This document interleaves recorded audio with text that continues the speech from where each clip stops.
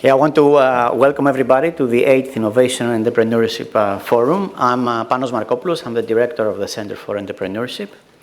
So the forum this year is entitled AI, Artificial Intelligence and Business, Creating Value, Minimizing Risks. So artificial intelligence is something we're all interested in. It's a topic that could not have been more timely. And we are delighted to host today INSEAD Professor Theodoris Evgeniou as a keynote speaker. Thank you so much. It's an honor to host you. After the keynote speech, we will have a very interesting panel discussion moderated by the good friend of the Center for Entrepreneurship and CEO of PwC Cyprus, Mr. Philippos Sosilos. And the participants of the panel include Anna Prodromou, who's an author, a consultant, and winner of the Businesswoman of the Year award. Dimitris Lotidis, the CEO of SPP Media, thank you for your support. Xenia Miskouridou, our good colleague, professor in University of Cyprus, herself an expert in artificial intelligence, and of course, Professor Evgeniou. I would like to extend our gratitude to our corporate sponsors, and especially to our major sponsor and contributor and strategic partner of the Center for Entrepreneurship,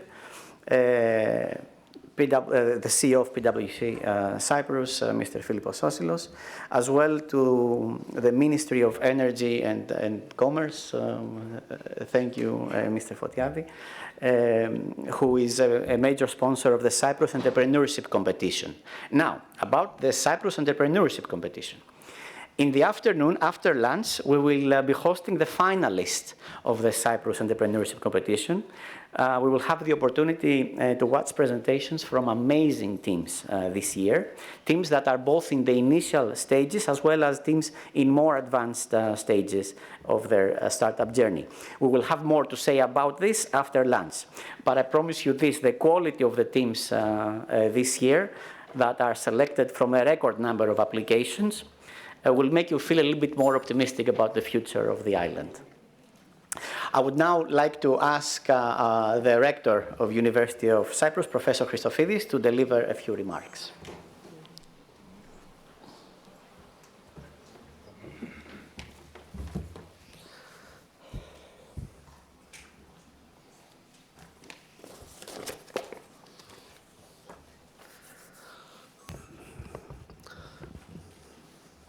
Dear guests, dear colleagues, dear students, it is a pleasure to welcome you to the University of Cyprus, of course, and to the 8th Innovation and Entrepreneurship Forum organized by the Center of Entrepreneurship of the University of Cyprus, in short C4E, so I don't want to repeat it again, I mean C4E, it's going to be easier for me, with the support of PwC Cyprus. I would like to extend our gratitude to the major sponsor, contributor and strategic partner of the Center and the University of Cyprus, PwC Cyprus. Since its establishment in 2015, the Center reached out to the university community seeking to identify needs, expectations, and opportunities regarding innovation and entrepreneurship. The Center's motto, educating, innovating, networking, emerged out of this effort. This triptych epitomizes C4E's mission, activities, and aspirations.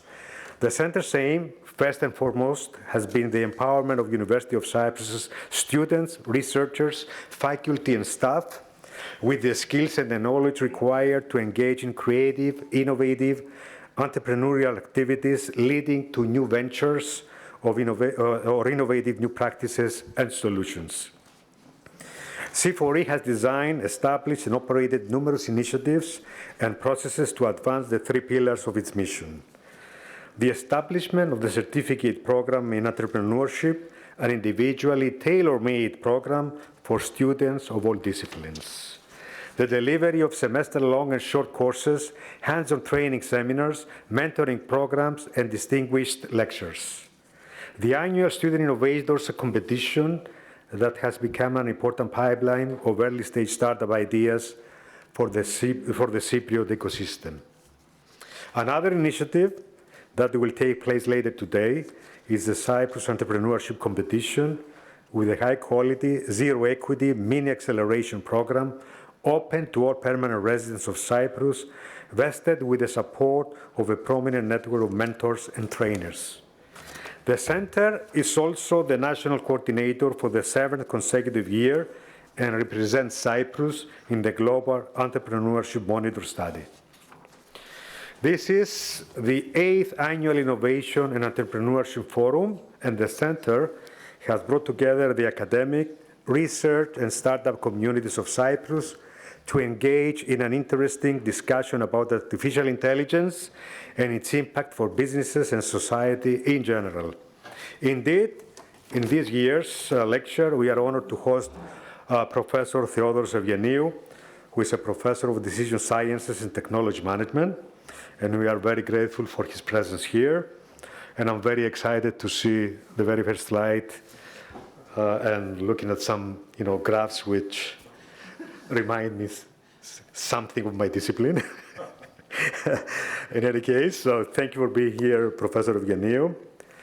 Along with our prominent panel consisting of Mr. Philippos Sosilos, the CEO and Chairman of PW Cyprus.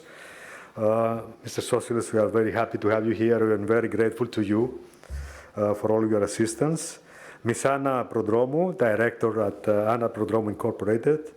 And Xenia Miskoridou, my dear colleague in my Department of Mathematics and Statistics, a new addition, a bright, mind, and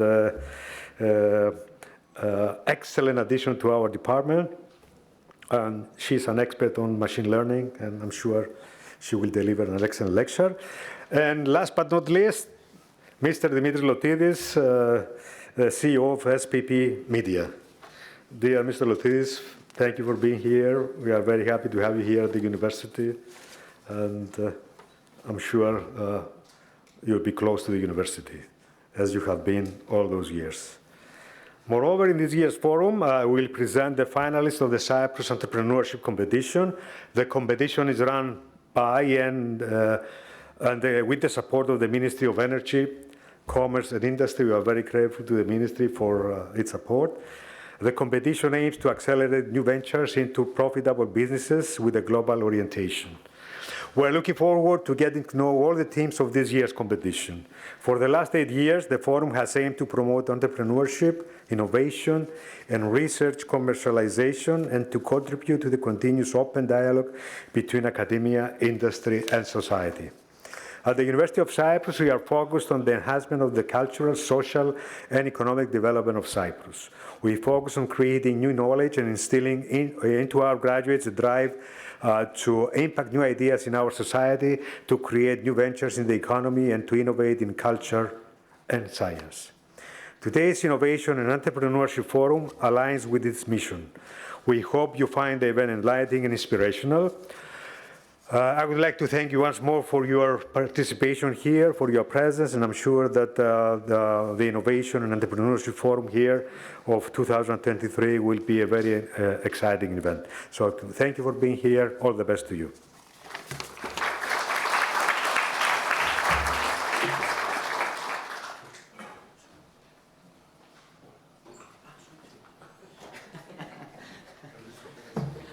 I would now like to ask Mr. Philippos Sosilos, the CEO of PwC Cyprus, to deliver some remarks also.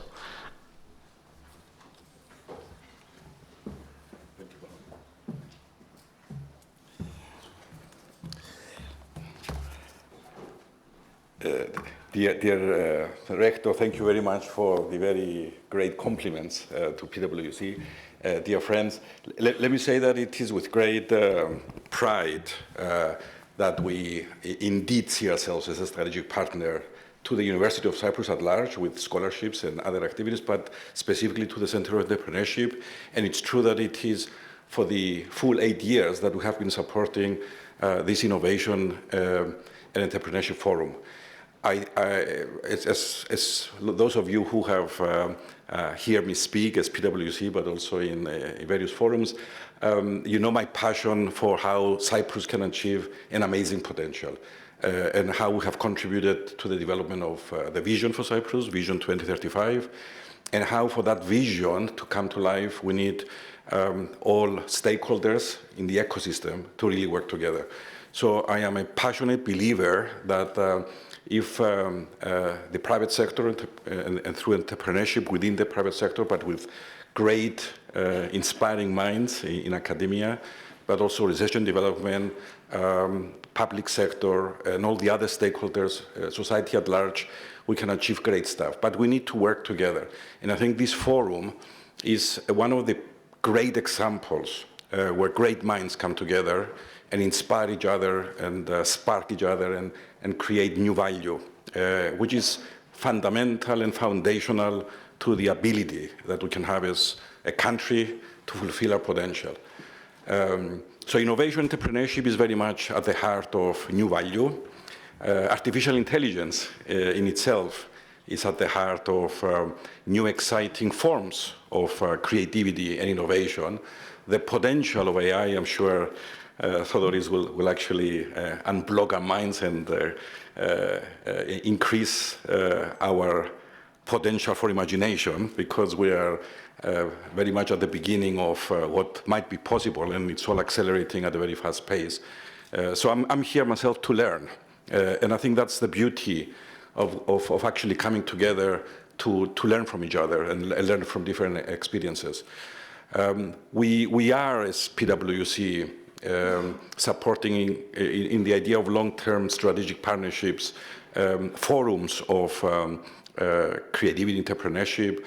We have been supporting, as you might know, initiatives like Junior Achievement, Chrysalis Leap, RISE, amongst others.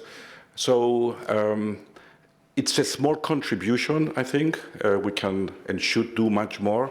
So I'm always really happy, as part of my role, to be in this kind of events, to be part of creating something great with what you are achieving. Just walking through the university campus, for me personally, is very inspiring and energizing.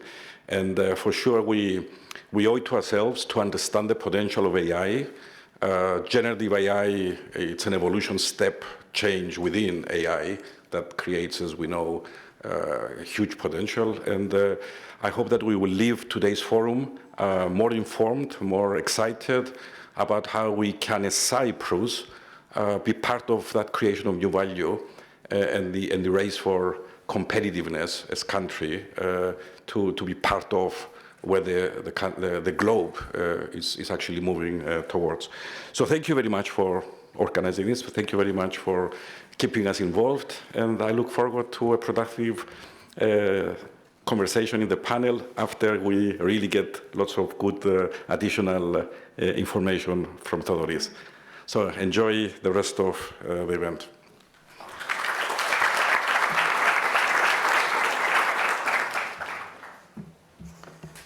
Thank you, Mr. Sosilos.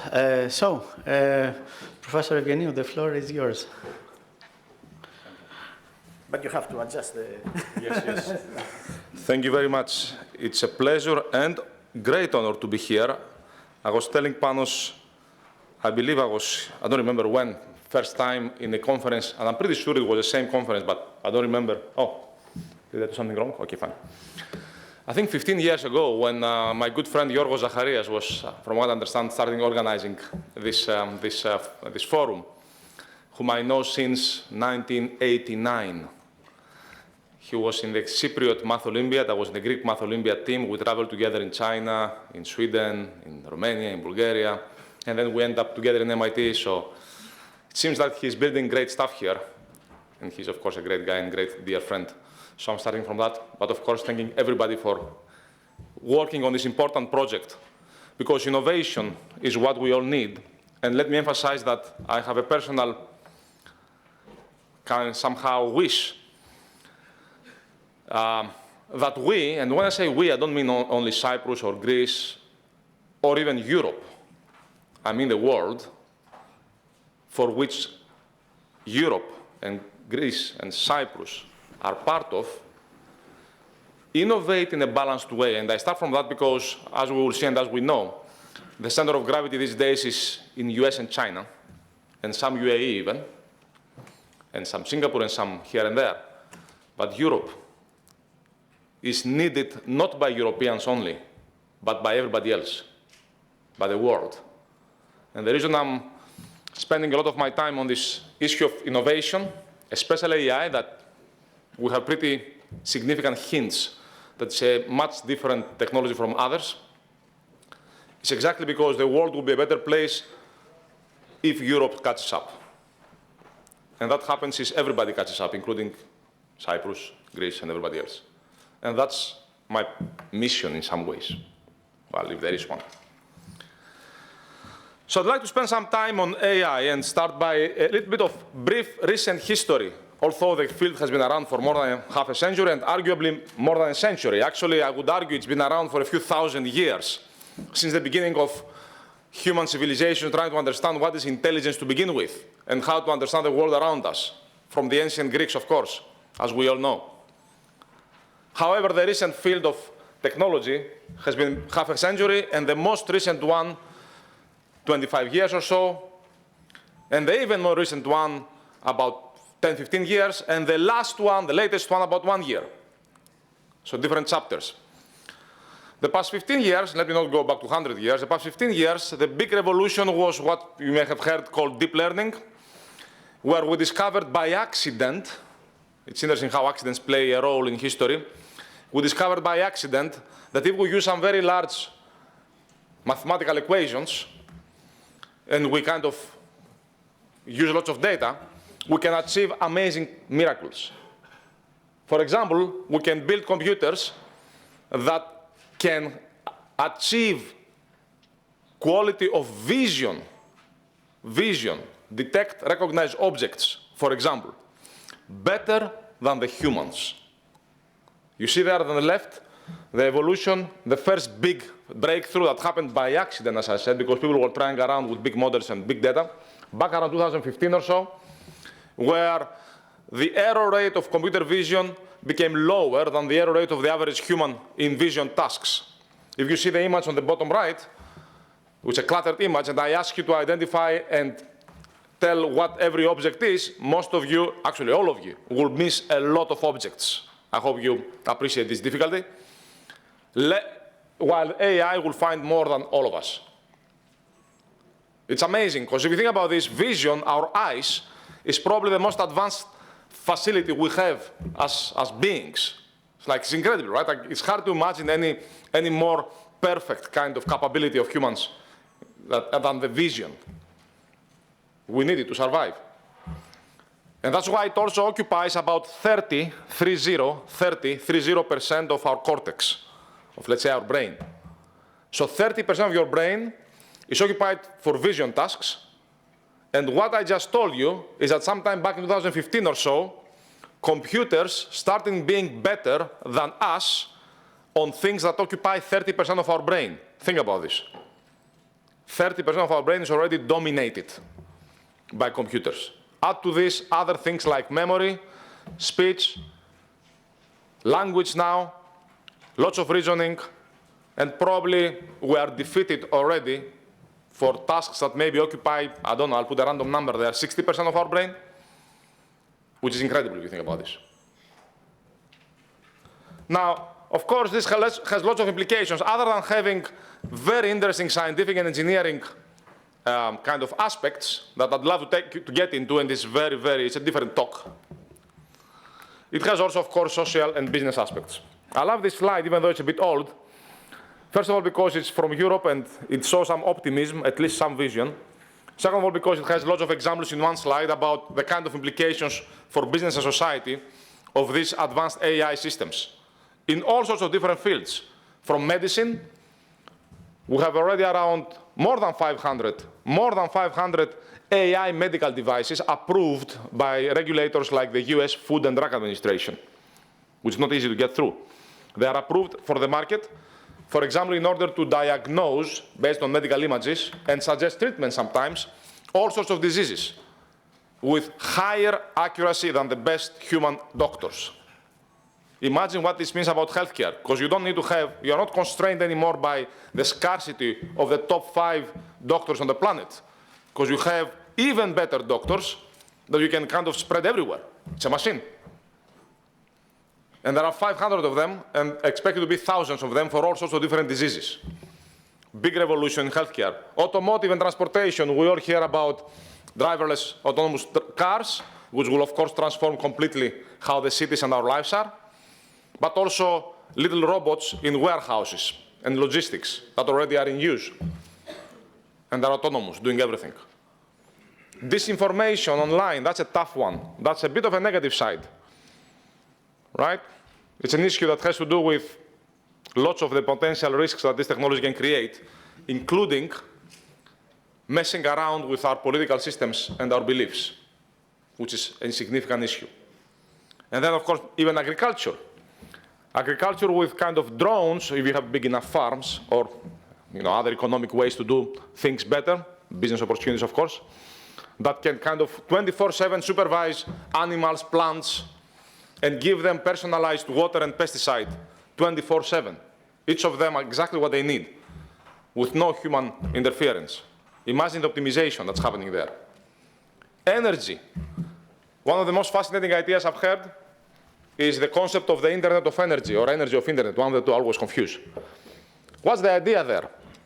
Think about the following simple example. We all have electric cars a few years from now, let's say, electric vehicles. They are parked in our parking lot.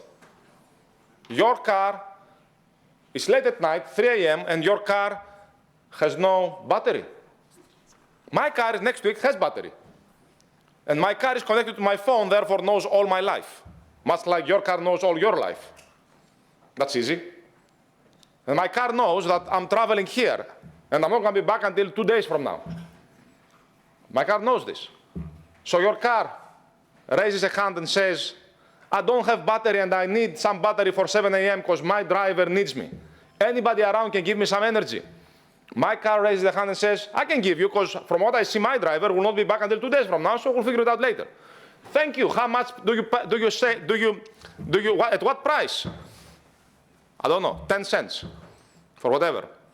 The car next to me says, hey, wait, I'll give you 2 for 9 cents.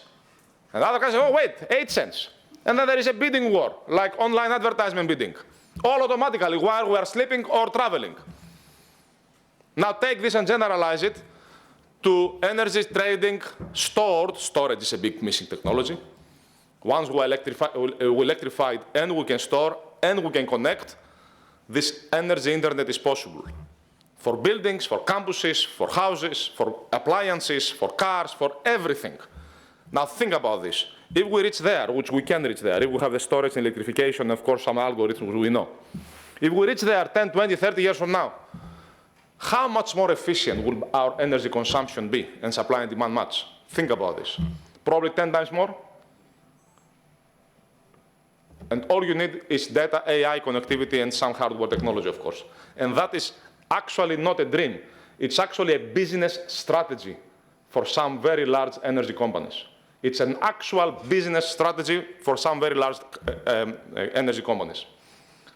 I first ran into this when I was working on a business case with E.ON, a German electric energy company, about $50 billion company. I still remember I was in the headquarters in a small village, German village, in a high-rise next to a highway in a small German town. And I entered the office of the chief operating officer and board member, and I first asked him, I have a question for you. This place here is kind of dull. You are like in a high-rise, next to a highway, in a small village, and you are talking about AI and data. How can you possibly attract people here, young talent in data science, who are getting paid a lot of money to go to Berlin, where there is a lot of action on tech and a lot of nightclubs, and there's nothing here? How do you attract people? His answer was, we give people a purpose. What's the purpose? Energy transition. Wow, and what does AI have to do with this? Well, our new strategy is that we want to become a coordinator of the energy internet, what I just described, the Google of the energy internet, basically, or whatever you want to call it, coordinator. That's a business strategy. Looking ahead 10 years, taking into account how technologies like storage and data and AI, which we know how it's used on the internet, can be applied in that industry. It's today and not tomorrow. And then we have the stuff that happened the past year, which is fascinating, which takes us to a whole new world with a whole new scientific field that some people call it artificial neuroscience.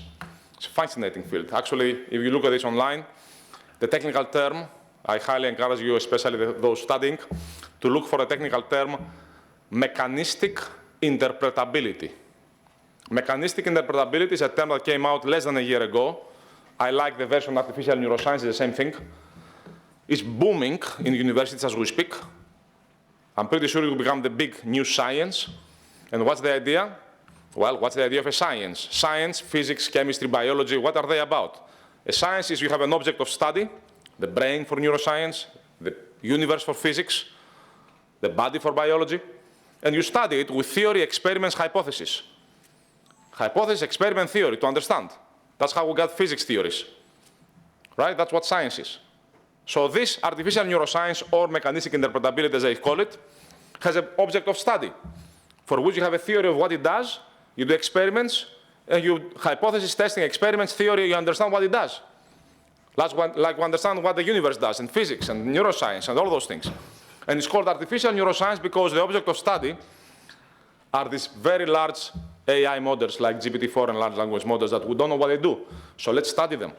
Let's see what happens if we go inside this model and change some parameters, dissect the brain of the AI, if I call it that way, and see how the behavior will change, for example. And these are actual methodologies with math and experiments that are happening as we speak. It's the new field. Keeping science aside, and by the way, as we do this, it's not like a brain where we cannot dissect the human brain, right? You cannot go there and do experiments with human brains. Here you can do as many experiments as you like with this brain. You can go and change parameters and see what it does. As many as you like. So this science will go really fast. And we will be able to understand pretty fast how these things behave and how to control them. And as we understand those things, which are trained on data we generated, our language, our biological data, our speech, our images, we may even understand more about the human brain itself. Because we have a digital twin of that. It's not really a twin. It's not at all a twin. Something that learns from what we generate. And that's a fascinating new scientific field that has, of course, implications of science and technology and engineering. Now, let me go back, however, to the business implications, which are already here today. This is a short list, 2 months ago or something, from Sequoia. I'm sure the list is triple now, of Gen AI startups. You see startups all over the place. Healthcare, sales, marketing, design, prosumer stuff, entertainment, co-pilots. A keyword these days, co-pilot, means a human plus AI doing something together, like a co-pilot. And all those things are expected to create enormous economic value. Now, of course, the numbers can be pretty random numbers. For example, here is some estimates from McKinsey Global Institute, on the economic value created by Gen AI and AI. Gen AI is the blue one, and the black one is a traditional AI. Now, the blue one, plus minus a couple of trillion, right? Trillion, not billion, trillion. Let me just remind you that the global economy is about 100 trillion. 100 trillion is the global economy. 2025 is the US economy, roughly. I don't know what Cyprus is, actually. I know Greece is around 200 billion, but I don't know what's Cyprus. Surrounding? Okay, surrounding. Yeah, it's like a few AIs around. Yes, whatever it is, but still, a few billion. Here, we're talking about trillion. Just put some perspective. So the annual new economic value created, estimated to something around 4 trillion. It's a range there. On top of the 10, 15 trillion from AI, the non-Gen AI part. This is about, what is that? If we go to, let's say, a range of, in the last line of let's say, 20 trillion, 17 to 25, let's say 20. 20 trillion is 20% of the global economy. 20 trillion is like 5 Germanys. 5 Germanys every year. Can you grasp this? Of course, this is plus minus some trillions, right? Some rounding errors. But where is this value coming from? Is it a hype? I'm curious whether, I saw there are 2 stock prices, the red and the blue. I'm wondering whether anybody can recognize. They are overlaid, but they are from different time periods. They are just over 2 years, as you see, August to August, twice, but different years. I don't know if anybody can guess what companies these are. These are stock prices of 2 companies. I'm sure you know the companies. They look kind of similar, right? They look kind of similar. NVIDIA. One is NVIDIA. Exactly, and what's the other one? Sorry? Cisco. Cisco was fueling the internet, for those of you who remember. Today, NVIDIA is fueling AI. Compute of the internet, what was network routers back then, was Cisco. Cisco was at some point, I think, the biggest company in the world, if I remember correctly, maybe second biggest, I don't know. Right? Cisco. And then 2000, what happened? It crashed. The internet crashed. However, even though Cisco has its own issues, the internet economy, more than, I don't know, 5 times, 10 times more increased since then. Take a look at the Amazon stock price. It's like if you see the Amazon stock price, it's down there. The green one. Do you see year 2000? Do you see the dot-com crash? Have you heard of the dot-com crash in 2000? You can see it there. There's a little bump there in 2000. You see that? That's the dot-com crash. And here, where we are today. That's how it is. It takes some time, but it happened. Of course, we don't know whether this story will repeat. But we do know that the NVIDIA is AI's Cisco. What Cisco was for internet, NVIDIA is for AI. And you can see this on the left bar plot, where, by the way, what you see there is NVIDIA's revenues, I believe, right? I think it's revenues. Probably, I cannot read it now here. Where you see how the balance changed from orange to blue. Orange is gaming. Another accident in human history. NVIDIA was not built for AI. NVIDIA was built for gaming. Games are video games. They have screens, right? You have to generate images very fast. Photorealistic images fast. An image is like a table of numbers, or maybe 3 numbers each. Let's say every pixel is a number, let's say for simplicity. So it's a table, it's a matrix, as they say in algebra. An image is a matrix. And to do fast image calculations, changes, you need to have GPUs, graphical processing units, not CPUs, GPUs, that are very good at doing matrix calculations, because it's images and you do matrix calculations very fast. And that's how the GPUs were developed, for matrix calculations, back in, I don't know, 10 years ago or something, 15, from NVIDIA, maybe more than that actually, 20, I don't know how old NVIDIA is. So NVIDIA was built for games to do matrix calculations fast, to generate images fast. That's the history of NVIDIA. And that's why you see the orange was like the biggest one back then, right? In 2000, what is that? I cannot see from here, I cannot see from here. Something like this, 22. And now, look at the blue one. It's all about AI, which happens, deep learning, LLMs, GPT, happens to be an outcome of a series of matrix calculations by accident. By accident, AI is based on mathematics of algebra, of linear algebra, of matrix calculations, literally, by accident. And NVIDIA happened to be there. Hey, we can do matrix calculations for games. How about we try it for AI to train those deep learning networks? It works. Of course it works. And that's why NVIDIA is there, and that's why we have AI today, because NVIDIA, by accident, developed this matrix calculation processing units for games. Somebody else, by accident, fed a lot of data to a deep learning network that nobody expected would work. And we also, by accident, not so much by accident, we had a lot of data around. So put those 3 together and went up with GPT-4. It's incredible. And that's where we are. The next question is, where is the value coming from? Well, I gave you a lot of examples from different sectors in general for AI, from healthcare, from agriculture, from transportation, from everything, right? Energy. With Gen AI, we have new opportunities. One of them is, in a sense, an augmentation of our decision-making, or even of our creativity. The idea of copilots. Many of the startups I showed here are actually developing copilots for some task, whatever the task is. The task can be design a new house, architect, can be analyze some documents and summarize them, can be do an analysis of a company, can be develop a strategy for a company, for consultants. Can be lots of things. Can be market research, can be a doctor, anything. Whatever you do, can be doing a homework. And those copilots help.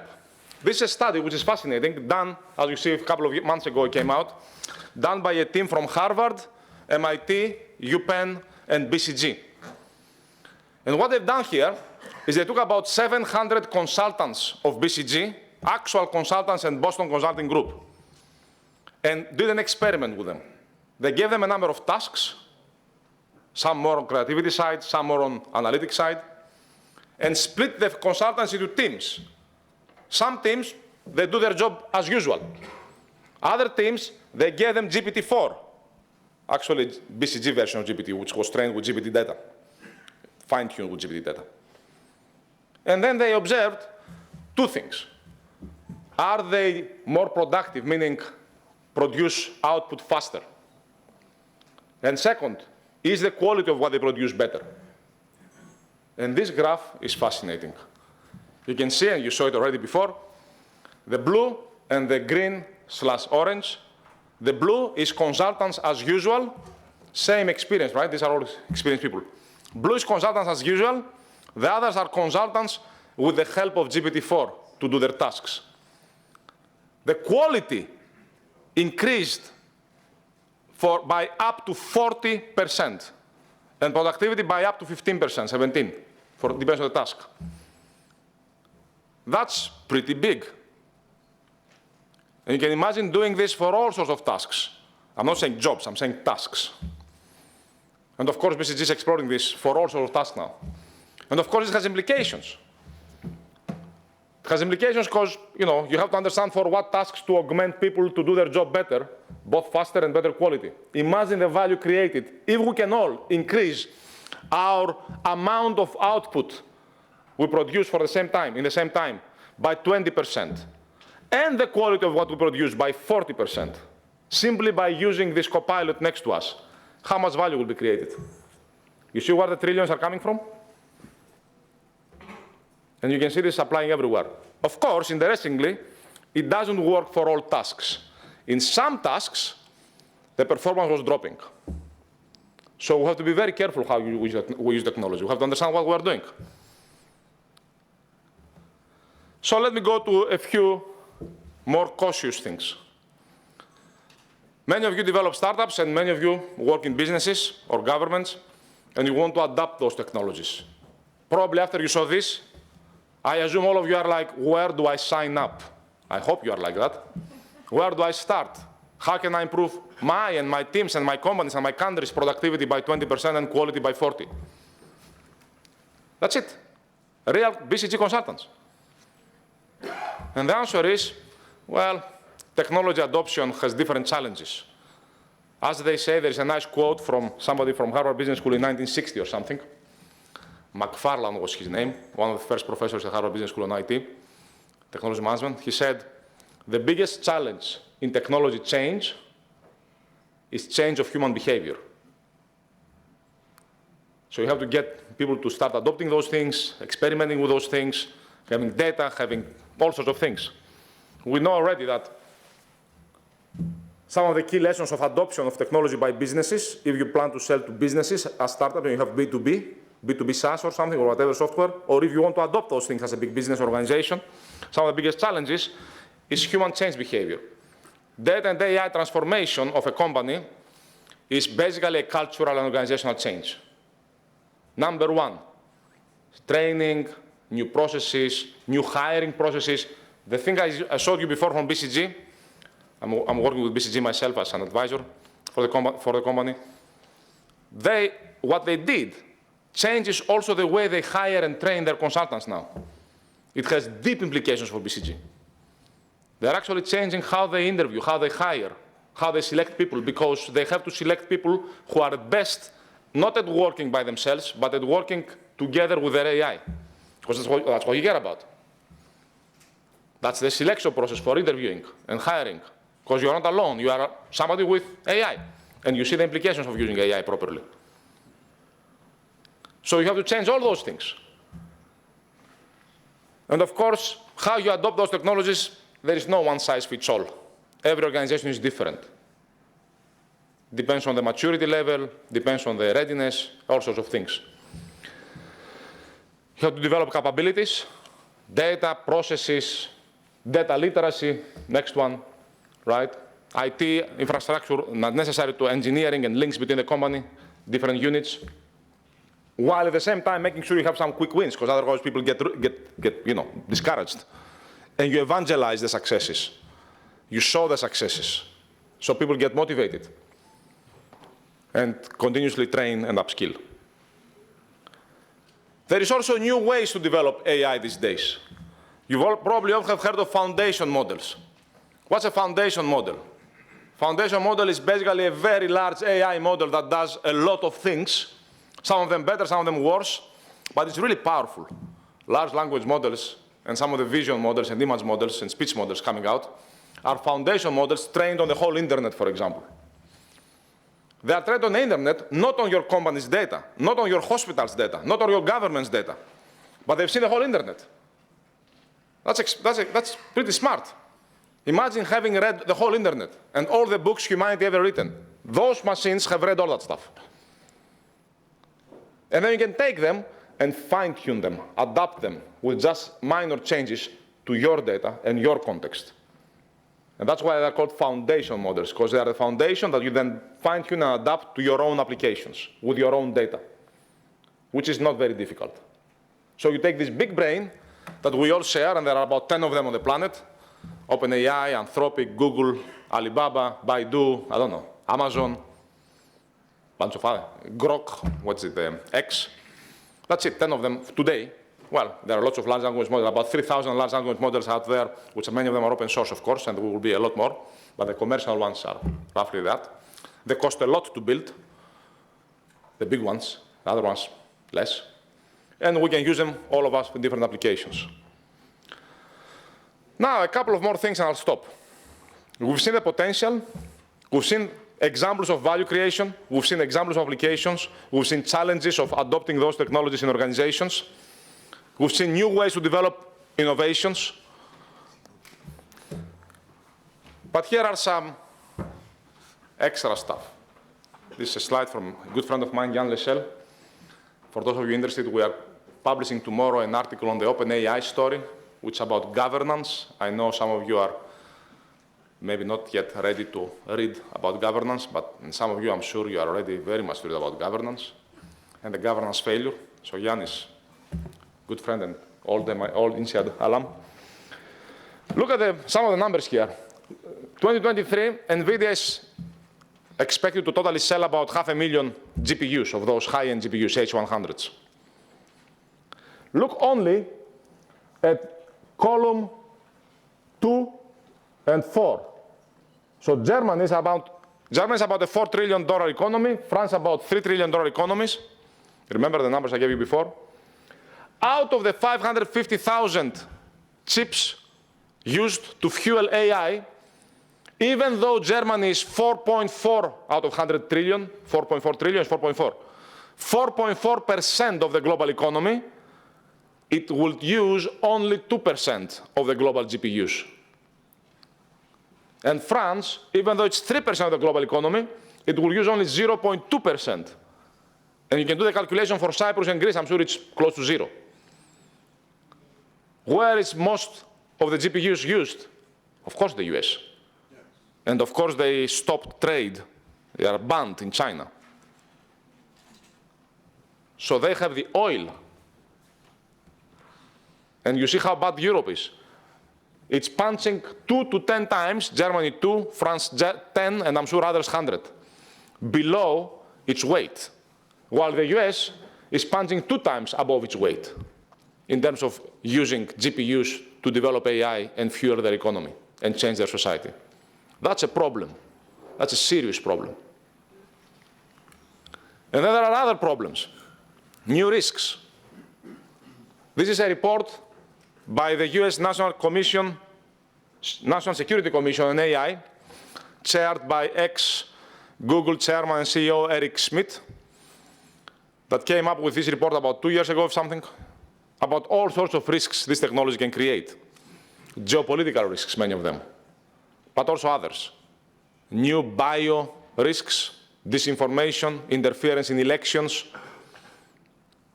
cybersecurity risks, new social media propaganda, of course, etc., etc. These are some of the risks. And that's why we have regulations coming in. Oops, what did I do here? I did something. That's why I have regulations coming in. Of course, Europe is leading that. If you can't innovate, regulate. Or if you regulate, don't innovate. I don't know which one is which, anyway. With lots of things coming out, including the EU AI Act that, of course, famously is delayed. Interestingly, now China is ahead of Europe. And the executive order of Biden is ahead of Europe also, in some ways. You have the China, US, Europe, all of them actually regulating in different ways. You can see here some of the keywords. This is an interesting slide. These are keywords coming out from the Biden executive order for AI, the EU AI Act, and some laws in China about AI and generative AI more specifically. Of course, the Chinese ones are translated. You may want to look at these words, by the way, and see which words are obviously from Chinese regulations, which ones are from the regulation itself, from the text. For example, obviously, the word AI with social values, where is it? Somewhere. Where is social? There one. Socialist core values. This comes from the first two lines of the Chinese regulation for AI. AI has to have socialist values. If it suggests if it gives you an output, the GPT, it has to be socialist. Right? Social order versus social well-being. I keep confused which one is which, but social order and social well-being, one of them is European, the other is Chinese. Not American. The American one, you know which one it is? Those people are pragmatic. When you go to the American executive order, they talk about red teaming, which is a technical term. They talk about annotation rules. They talk about security testing. They don't talk about socialist values and social well-being. It's very interesting to see how this evolves. Let me close you with one last thing. As we speak, and as you see the impact and value of these technologies and the new scientific fields coming out, which are fascinating and philosophically interesting too, the world is moving at different speeds. Everybody's trying to understand how this will play out, what implication it has, especially as AI is a classic dual-use technology, civilian and military. And there are discussions already about how to kind of help harmonize the whole planet around how to develop and manage the risks of this technology. There are discussions about international institutions, a little bit like the World Trade Organization, the IMF, the World Health Organization, but for AI and data. Early days, maybe they will be folded inside one of those organizations, who knows? Maybe they will be separate, but we are getting in that direction. Because there is already tensions, obviously, and we understand the tensions between China and US, potentially. There are always tensions between somewhere and somewhere. That's why you have chip wars. This is a beautiful book, by the way, that shows the history of semiconductors and how it relates to defense and civilian. And that's why when at least we teach and discuss about AI, in the courses I do at Executive Education and MBA at INSEAD, I always cover a whole range of topics. From math and science, I talked about metrics, mathematical calculations, to IT issues, to organizational change, to ecosystems, regulations, cross-industry lessons, geopolitical and history lessons, and of course, philosophy and principles. The education has to cover all those topics if we want people who come out from the universities to really holistically understand what these technologies are and what they can do for the world. I think I passed my time, so I'll stop here. I'll be happy to get some questions. Thank you.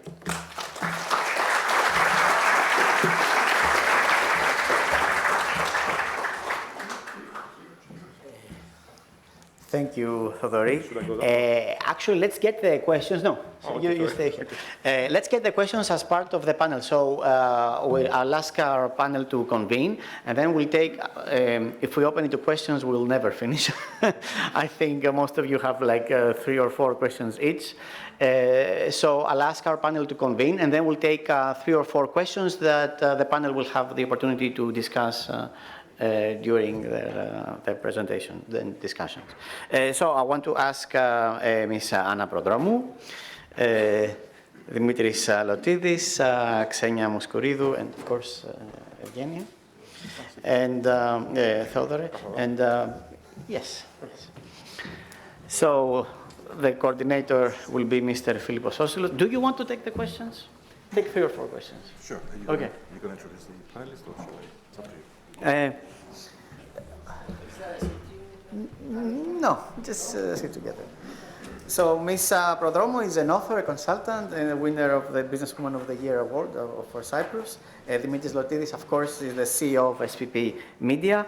Our own Xenia Moskoridou, a new faculty member in the mathematics department, and of course, Professor Evgeniu. And the panel will be coordinated by Mr. Philippos Osilos. Thank you, Pano. So we're actually on time with this smooth time management that Panos has just done. And I think it's right that we take the questions into the panel, so we give the opportunity to all our panelists to share their views and perspectives in answering the questions. And we really have 50 minutes, and what can we do with 50 minutes in this huge topic and the huge issues that you have brought up, Thodori, because I think by now it's very clear in my mind that we're talking about conditions of huge disruption across many industries. And you've talked about transformation. You've brought also the idea of the acceleration of that transformation that is taking place. I like that you keep talking about new value in the trillions and trying to understand value in trillions, and our questions will be around how Cyprus can tap into some of those trillions and how it can be relevant, maybe a little bit more than a rounding error that Panos said. But I think at the end of the day, it is about imagination. It's expanding our dreams and ideas and of what is possible, like you said, cars exchanging energy capacity. And at the end of the day, we're going to give to this panel a more sort of practical business approach. What are the challenges for people in business or for startups or for SMEs? How can we, within the ecosystem of Cyprus, really create the conditions that we are able to tap into the trillions? So with that as a platform for a great conversation, let's take a few questions that are immediately in your mind. We're not going to answer them one by one. I'm going to try to capture them and inform our conversation as we go along. I already saw three hands, so let's start taking one. Yes? What is that? It's a mic. It's a mic. Every chair has a mic. There you go, it works. Wonderful. Every chair has a mic, yeah. Okay. Thanks for the wonderful lecture. Interesting. My head is spinning. Okay, I am Dimitris Harisofoglu from the Center for Social Innovation. I love business. I love added value. I love all this stuff about technology and all that. But I want to bring it down to how will this impact the quality of life of real people? How is all that going to trickle down beyond the stock market and go down to improving what and how we live our lives every day? Thinking about this divide and the haves and have-nots, and I'm thinking, we are all adults here, what the fuck? What's going to happen here? Okay. That was a technical term, I understand. Yes. Congratulations, Dr. Evgeniu, for your excellent presentation. Now, more than 10 years after Nassim Taleb's theories on black swans, and 4 years into COVID pandemic, everybody is talking about asymmetric threats, non-linearities, asymmetries, exponential risks, fatal events, to speak in statistical terms. Now, I was reading the Oslo Manual on Innovation, the latest edition, fourth edition, 2018, International Innovation Manual, and about 250 pages, and nowhere the words non-linearity, asymmetries, exponentiality has been mentioned. Now, my question is, do we have any models or tools that can tackle asymmetries, detect and exploit positive asymmetries, and avoid negative asymmetries in a systematic and standardized manner? Thank you. Okay, thank you. Lots of hands. I'll come back to this side of the room. Let's take that question first. Yes. Hi, everyone. My name is Hesad Nani from Unity Growth. My question is very quick and simple. How are we planning to implement AI into our educational system? This is, and what is the government doing about it? Thank you. Okay, that's definitely going to be covered in our discussion. That one coming forward, yes.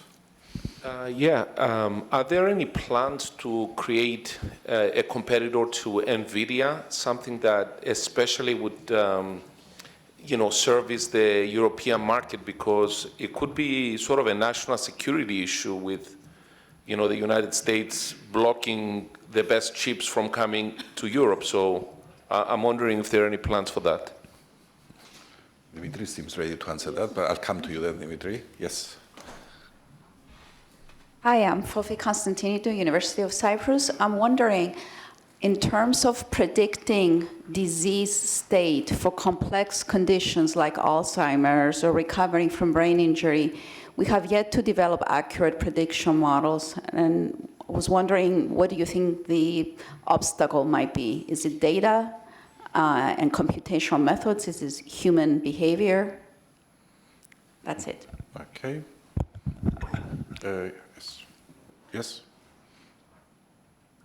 My question is, if AI advances really to an extreme point, what's stopping, let's say, the business owners or the founders from, becoming greedy, let's say, and getting rid of people altogether and having something solely based on AI, which will lead to massive unemployment issues?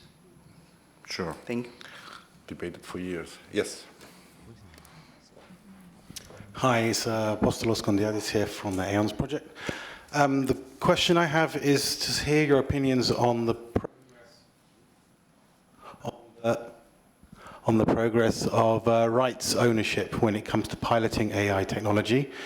Currently, legislations are a bit slow, and people who know how to pilot want to have more ownership over their work. People who are resisting are usually in the arts and music rights, because it's so easy now to use data models that are so well established by their huge data sets on the internet. Yep. So I will just take another 3 questions, 1, 2, and 3 there. Yes.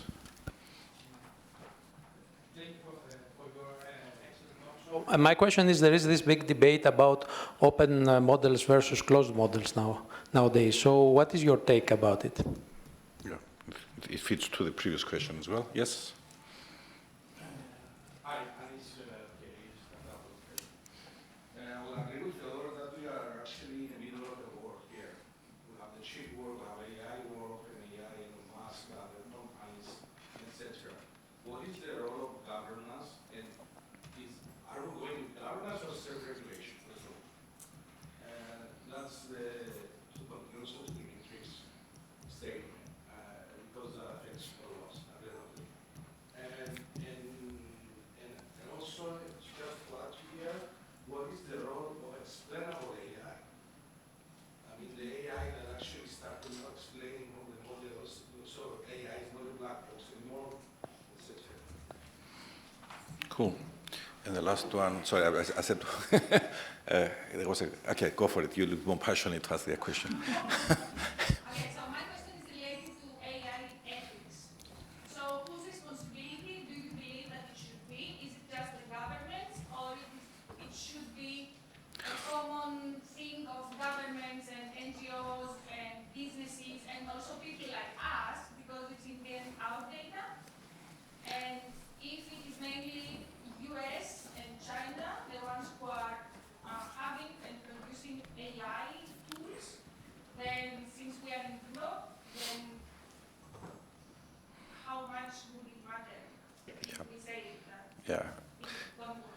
clear. No, a conversation with Elon Musk will be very enlightening. Okay, so I think we've thrown all our questions up in the air, because now you can answer whatever you want. But the idea of the panel was, as I said before, to also try to get to what do we do in Cyprus? And some of your questions are about Cyprus education sector not only, but also all the aspects. I'm not going to repeat them. So I'm going to start with Xenia and give the opportunity for everyone to give some answers. Your perspective on what do we do in Cyprus, but try to tap into any of the questions. I can list them if you want, but go for it. Well, hi everyone. Firstly, thanks for the question, Felipe. And thank you for being here. Thanks the organizer for having me here. Well, I think I want to start by just reminding everyone just that AI is not new, and this is something that Professor Evgeny put very nicely there. It's not new, it's been around for ages. What is new is generative AI. So, and this, okay, there's been an explosion of things, right? It's in our lives, but this wasn't sudden. We just didn't pay attention. So AI is powered by data. Any industry then that, harvests all this fine-grained data can absolutely benefit. So yes, we can benefit in Cyprus as well. And we can list ways that AI can benefit Cyprus, not just traditional AI, but also generative AI. But then there's also the how. So what do I mean the how? We have to be part of this journey. You talked about ethics, you talked about transparency and things like that. I think as developers, we need to communicate well what the models are, how they work, what are the risks. We should talk about risks. We shouldn't avoid talking about risks. There is context. I think in every question that you all said, my answer definitely includes the word context. Not single method fits all. There isn't a perfect model to replace a doctor, and we do not want to replace a doctor, right? We want to have a tool in doctor's hands and then have great insights into medical insights, treatment planning, all these kinds of things. We don't want to replace a teacher. We want to have a tool in a teacher's hands. So we need context. Also with regulation, we need context. We need to regulate these things and monitor these things, and it's not even in our hands, I think, because it is happening. We have the EU AI Act, which is happening, is going to be finalized in the end of the year, and there will be restrictions. So it's going to classify the models. If there's unacceptable risk, things will be banned. If there is high risk, there have to be changes and stuff. So regulation is happening, if you're wondering about that. And this should happen, but always with context. It might change. We might need to change. Things are changing. So transparency, I think, is one thing that I really want to focus on. Transparency, how this model works, what data it was trained on, how was the data sourced, how it was validated, how it was pre-processed and stuff. So this is what I mean by transparency, and it touches upon explainability that Panis, you mentioned. We need to be able to explain what these things are, which means that we let's say as a government, the government should invest in education. People should know how these things work. I think a huge challenge is access to skill, education, access to skill, to knowledge. Direct funding of training, of PhDs, of postdocs, make sure that the curriculum prepares the students of tomorrow to be the business leaders of tomorrow. So for me, education is a key thing, absolutely plays a key role. Then there's access to data, there's explainability. I'm more than happy to talk about this more, but I want to give Thank you, Xenia. the chance to the rest. Okay, I'll complete with Yes. my right section. So, Dimitri, your contribution to answer There are the some questions. interesting questions Yeah. I have to address. I want to address. Actually, because it was a question about NVIDIA and chip making.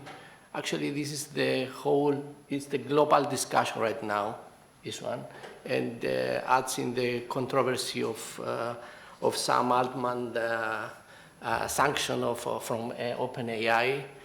This seems to be the main issue because Sam Altman wanted to create from the back door a new chip and bypass NVIDIA. So NVIDIA not only it doesn't manufacture the chips as a monopoly, it designs the chips. And another company from, I think, Singapore, TSMC, who owns most of the patents for AI right now and chip making, manufactures the chip. So we are moving to right now we have more or less a monopoly on AI, on generating AI. And that is very difficult right now to bypass this because those companies are generating about 70%, they have a gross margin profit of 70% of everything that they sell. So we were talking about huge money. And we need more or less 2 or 3 years to develop a new chip on AI, a design. And those startups that have started to designing now new chips are far beyond NVIDIA. So there is an issue on this, okay? But we don't have an answer right now. There is an issue, it's a global discussion right now. No one can say that when this will be solved, but we keep it in mind, this. Okay, the next thing that I would like to address is who owns the data? Who owns the data of generating the knowledge on GTP, on the chat box that you are using right now? I mean, if I may have an example, if someone from the university try to make an essay about, it's in the public sphere right now, about agamas and its environmental issues, okay? And you put your question on GTP, on the chat box. It will mostly generate content from my company. You will do your job, who pays me? That I paid the people that wrote the knowledge, that I paid people that went to agamas and made and invested on making a research on this. Okay, this was a big issue about, and I'm closing now because there's a big discussion about this. There was a big issue about the search engine of Google, which is not AI, but it's more or less, it will end like this, I assume. Then the European Union stepped in with a couple of years, pressed Google about this because publishers were having nothing from the content creators are having nothing from the revenues of Google. And after, 20 years, of Google making money from publishers and content creators in Cyprus. I'm staying in Cyprus because I have full knowledge of the issue. For the first time, my company agreed an intellectual property agreement with Google last week, after 20 years. And it was not a regulation from Google, from European Union, wouldn't be discussing. No one would force Google to come and talk to us. Okay, so there are a lot of issues. I wasn't like this, what I would say now, 3 years or 4 years ago, but I trust the European Union to regulate this. Because what European Union have done with the GDP4, which became quickly the global standard on intellectual property and privacy matters. I think there is a going on procedure right now to step in and regulate, and try to regulate this kind of stuff. So thank you. Thank you, Dimitri. I will leave the professor last, of course. So Anna, what is your take on questions with your background? Maybe you want to address some of the impact on real people and, that we've heard about. But share your thoughts on whatever you think is relevant. Thank you very much for inviting me. And let me correct, first of all, that everything you said about author and all that, I feel that more resonates with me as activist. And also by listening to the questions of the people at the audience, I feel as a newbie and starting now on my PhD journey on AI tools, specifically with communication, I think there's a lot of knowledge in the room, and I'm really looking forward for back and forth of that. Let me start by paraphrasing Cindy Gallop, she's a serial entrepreneur and an absolute legend, and paraphrasing her in saying that if technology is the Hollywood blockbuster, if technology is the Hollywood blockbuster, then artificial intelligence is the much needed documentary.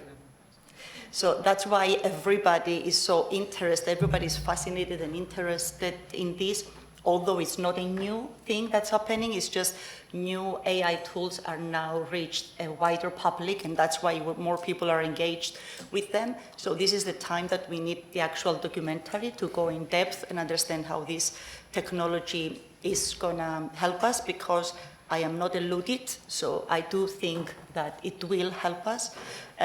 Now, from my perspective, when it comes to Cyprus, I would say that it looks promising if the government and everybody does what needs to do in order to progress. And I can see a lot of organizations really profiting from it. Someone asked if companies are gonna make use of AI and get rid of people, right? And I think that yes, they will get rid of those who don't upskill and reskill. There's no way forward. We have to continue learning and be able to work with the new tools. I think a lot of sectors in Cyprus are going to benefit from AI if they take the measures needed, because as Mr. Eugeniu said in his presentation, it touches so many sectors of our everyday life. But I think mostly banking and finance, definitely, because they're already kind of there. I mean, the pandemic helped them, in digitalizing, so they're more closer to adopting even more elaborated, let's say, AI tools. And although we don't have a very big ICT, information communication technology businesses in Cyprus, but still that's a sector that will bloom, let's say, or harvest the positives of AI. And why it's going to bring positives? Because it will augment, it will enhance productivity, efficiency, and innovation. I don't know if I made sense with all that. I'm going to go to my friend Dimitris Hagisophocles. That's why I started, and I will finish with that, my first statement. That's why I said I'm an activist, because I am very much interested in the ethical aspect of AI and also how it's going to impact our workplace. More specifically is my research, but generally our everyday life. I think if it needs regulations, I think it needs transparency, and eventually, if we're all, tune in, we will be able to monitor it and make sure that everybody participates in creating this new technology and everybody benefits from it. Thank you. Cool, thank you, Anna. So, Theodori, I know you can do another lecture now on the basis of the questions. We only have 25 minutes to still keep it a conversation between us. But I would say there are fundamentally two themes coming out of the questions. The one theme is around the open data and the issue of ethics and the issue of ownership and the issue of governance or self-regulation and the role of government. I mean, you brought a very interesting perspective that the US is ahead of Europe. Europe, we know, is much more sensitive with regulation, but that may impede innovation. It's a big debate about if innovation is ahead of regulation, as is always. So there is that aspect of it, which is happening at that very fast acceleration pace. And I think it's useful to give us a Cyprus perspective to all that. You gave us a US, Europe. What about Cyprus. And the other theme, I think, is around what should we expect as individuals in our everyday life in terms of impact on jobs, impact on predictive medicine, impact on education, and how, how does society really, in an inclusive way, tap into this value more inclusively? What should we be doing in Cyprus again, so that we're ready to not see this as a threat, but really ride the opportunity at the personal level? Thank you very much. First of all, thank you for the amazing questions, really. So much in here. Let me try to tackle both those themes, but also maybe some other questions with a couple of different frameworks or concepts, if you like. First of all, we should be very clear in our heads that there are two things we have to achieve at a high level: value creation and value distribution. Don't mix the two. Because if you mix the two, you may achieve none of them. So we have to start asking, how can we create value, first of all, and decide that part of the equation? And then we have to have asking, how do we distribute this value? Who appropriates this? Because otherwise we are stuck and we do nothing. That's extremely important. Great. This applies to many things, including the intellectual property, including to data privacy, including regulation, including everywhere. I'll give an example which I don't remember, unfortunately, but I'll refer to the author of this example, or maybe one of the authors. It's actually not the author, there's somebody else. There is somebody that I highly recommend for you to check, a legend, in my opinion, of all these issues around law and technology. His name is Lawrence Lessig, L-E-S-S-I-G. He wrote a book back in 2000 from Harvard Law School, law professor, Harvard Law School. Code is law, or something like this. And first of all, he says that something very important thing, which is like our everyday lives and our economies and our societies are mostly constrained, back also to some of the risks somebody mentioned, by four key forces: social norms, law, economy, resource constraints. If we don't have the resources, how do we do this? And technology. If we don't have the technology, he calls it architecture. That's the same thing, so we don't talk about IT only, but everything. We don't have the tools, we don't do nothing. So those four things are very important, and we have to work on all four together, because they either constrain or enable what we do. So we have to push culture, social norms, part of it is education. We have to push law appropriately, resources, economics, banking, all that stuff, funding, and technology innovation and adoption together. Let me go a little bit to the... Oh, and by the way, the story which I forgot to say that I don't remember anyway, has to do with a story back in the US where, I'll get it wrong, I apologize for this, but it's well known, where at some point in the US they required some kind of copyright or something like this for American books, but they let the British books somehow less constrained because they want to protect the American authors, and the British are like, okay, who cares for them? What do you think happened? The market was flooded by British books. Right? A reminder of like how these things can play totally opposite directions we want.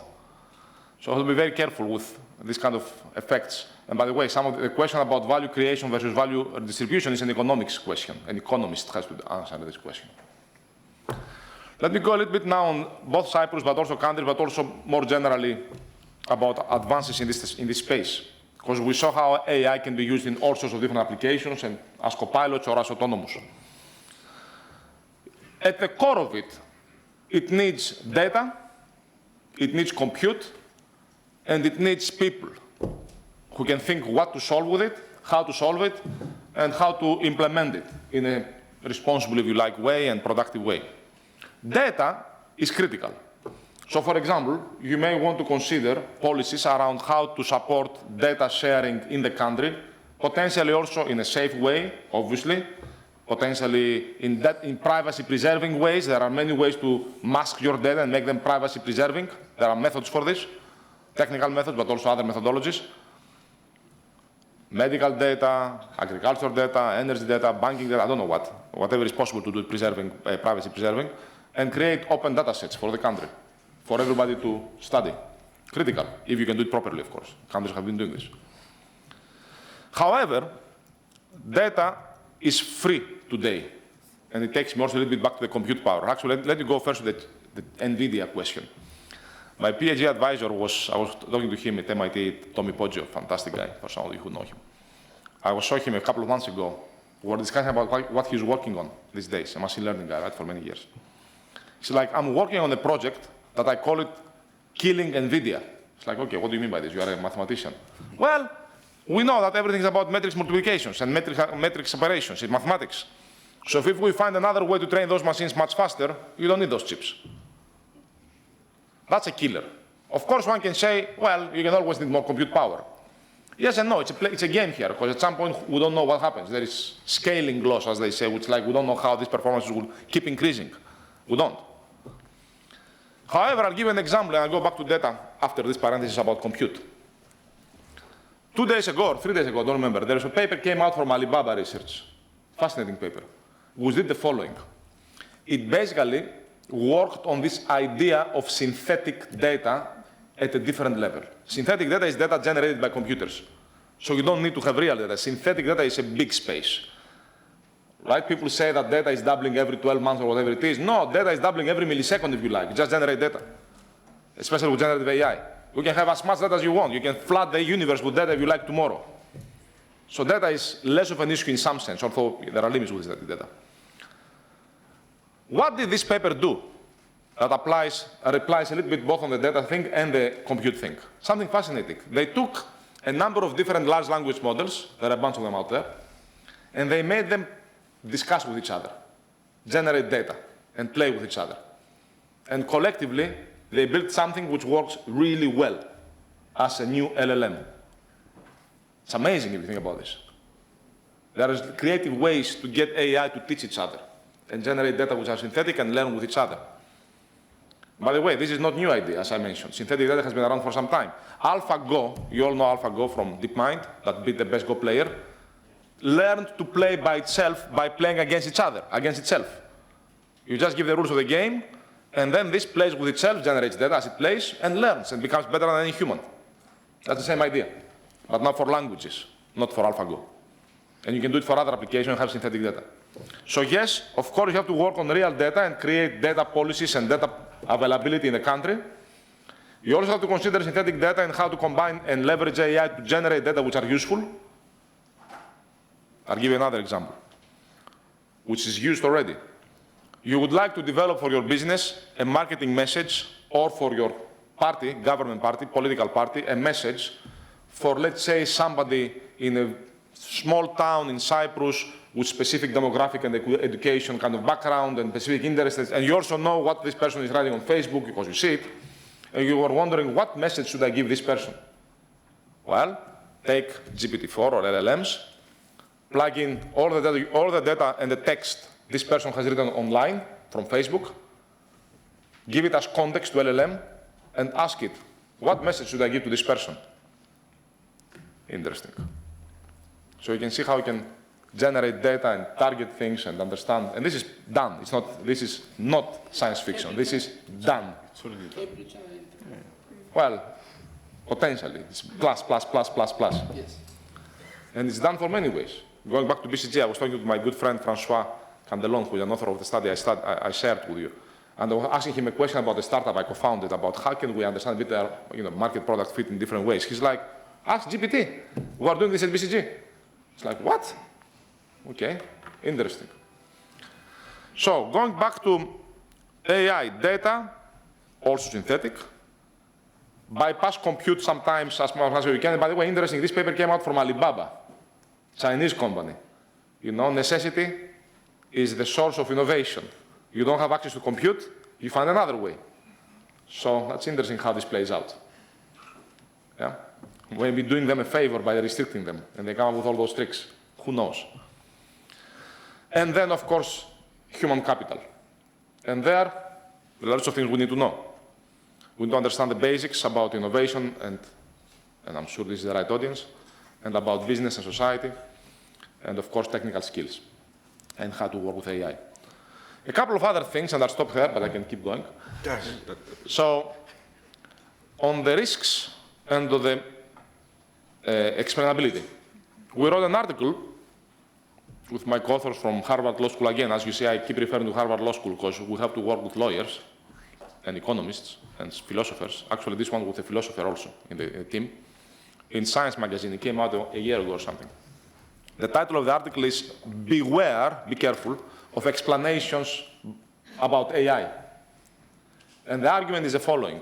In some cases, for example, cases which are high risk, high stakes, healthcare, for example, high expertise, healthcare, and the person is not an expert necessarily, us, the patients, you actually don't want to explain how AI works.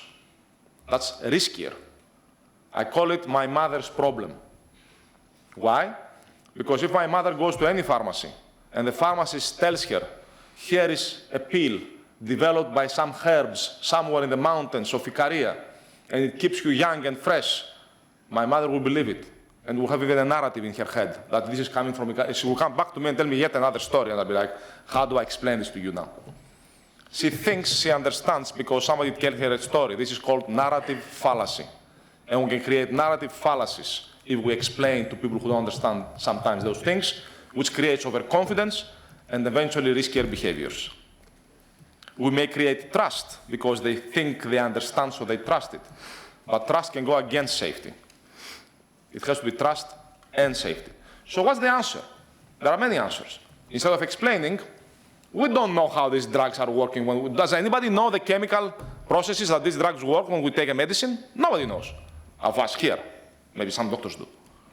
But what do we know? Why do we trust and why are they safe? Why are the medicines in the pharmacy that we take safe and trustworthy? Because we know that somebody has overseen how they were developed. And there have been clinical trials and there is continuous monitoring of how these medicines work. It's called pharmacovigilance. That's why every once in a while they withdraw them from the market. There are processes out there. Pharmacovigilance is another field. An article I'm writing is coming out on this soon. Where basically the idea is the FDA approves medicines, and we know because the US FDA approved it, it's safe. I don't have to. Who am I to judge, right? And they followed strong processes. So we have to clear processes for developing AI, much like we have processes for developing and approving medicine. And then once the medicine is in the market, there's a pharmacovigilance process, where basically the doctors, when they see side effects, they send in a very standardized and formal ways information back to the regulators and the medicine pharmaceutical companies, so that eventually if they see there's something strange with this medicine, they withdraw it from the market. Same here, we have to continuously monitor their systems. And eventually we all become, as humans at some point, monitoring people, annotators, as the moderator said, as a regulator said in the US. We annotate, we check, okay, did this behave well or not? If not, we send feedbacks back. And eventually we all monitor how AI behaves and we withdraw it from the market when needed, much like we withdraw drugs. I'm not sure what questions I need to answer, but I stopped here. Well, I'm lucky I'm going to have dinner with you tonight because we can continue the conversation. I'll be sleeping by then, yes. And Panos, which is another wealth of information. So in the remaining 15 or so minutes, I want to give as much value and airtime to my panelists to air their own perspectives into the aspects that we have opened up. So back to you, Xenia. Anything else you can contribute to this search for understanding? Well, I think maybe something like a summary would be, valued by the audience specifically. At least to my eyes, a summary. If we're going to say, okay, how are we asking the government to support in this? I'm going back to my argument before on education and skills. So I'm going to say access to the right skill and education. I think it's still important, which means the investment, the funding of programs, be open to foreign skill, and it means a lot of things. The second one, I absolutely agree with what you just said, with access to centralized data is how I understand it. If we're going to tune these models to be relevant for Cyprus, we need to use them on local data. We need to make them safe. We need to make them relevant for us. So I think this sort of data access is it's absolutely necessary, with, of course, preserving, the privacy and everything that we need to preserve. But there are ways to do it. There are ways to make data unidentifiable and, anonymous and everything. And even if we don't want to do that, yes, there is this great new direction of synthetic data. But yes, so it's the access to education, access to data. Then I think the government itself should be like an early adopter in these kind of things, and digital technologies within the government, and promoting success stories. Like the government should promote this sort of use cases and applications, and relevant and safe applications. Then yes, there are challenges, there are considerations. One huge one is explainability. I absolutely agree. But explainability comes at different levels. Not everyone needs to understand everything. Anyway, as a person who codes and develops AI, I don't really know how AI works. We don't really know why it gives certain decisions. We don't really know how it works. But we can explain how things communicate. We can explain some decisions, some recommendations. So explainability is different from the developer to the user. But we should all embrace transparency and ethical use, and preserving anything that has to be, we have to make sure that data is valid and ethical. Anything about transparency and ethical use should be our primary goal, whether you're a politician or a business owner or a business leader, startup maker, anything. And my last point here is that, AI has been, it started from a fascinating novelty to a business imperative. We have absolutely no clue where it will be in 10 years. We don't know where it will be in 10 months, if I'm going to be frank. The point is that the question is, we need to shape the journey. We need to be part of that conversation. We don't even have a choice. We have to be part of that and make sure that it's democratized, that it's used in the right way, and because we all have a say, because it affects everyone. So we have to be in this conversation. Thank you, I'm going to stop here. Thank you, Xenia. Dimitri. Yes, I will add on this. I think it's you should be having here also a government official, yeah. Because in a world that is moving so fast, when you have a so non-digitized education in Cyprus, and our digitalization of the government is lacks so much, you cannot talk about AI before computing, okay? So we should be, all of us in this room, you should be talk and be a pressure group in our country to move things fast forward. We can't do anything else.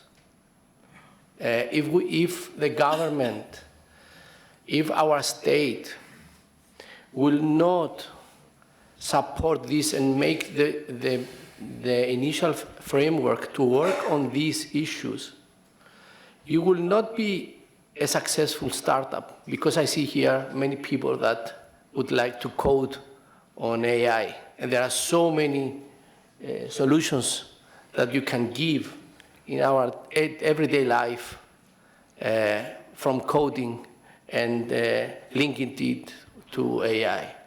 And you will not do it. Let me put just an example on this, which I'm very passionate about it. Energy in Cyprus.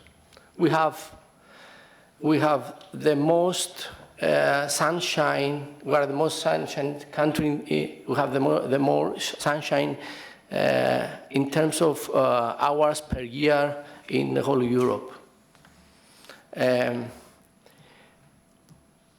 Our framework didn't allow us to each of your house to have solar panels added to batteries and linked with AI about your behavior and work as you, and everything works as you explained, Theodoris, before.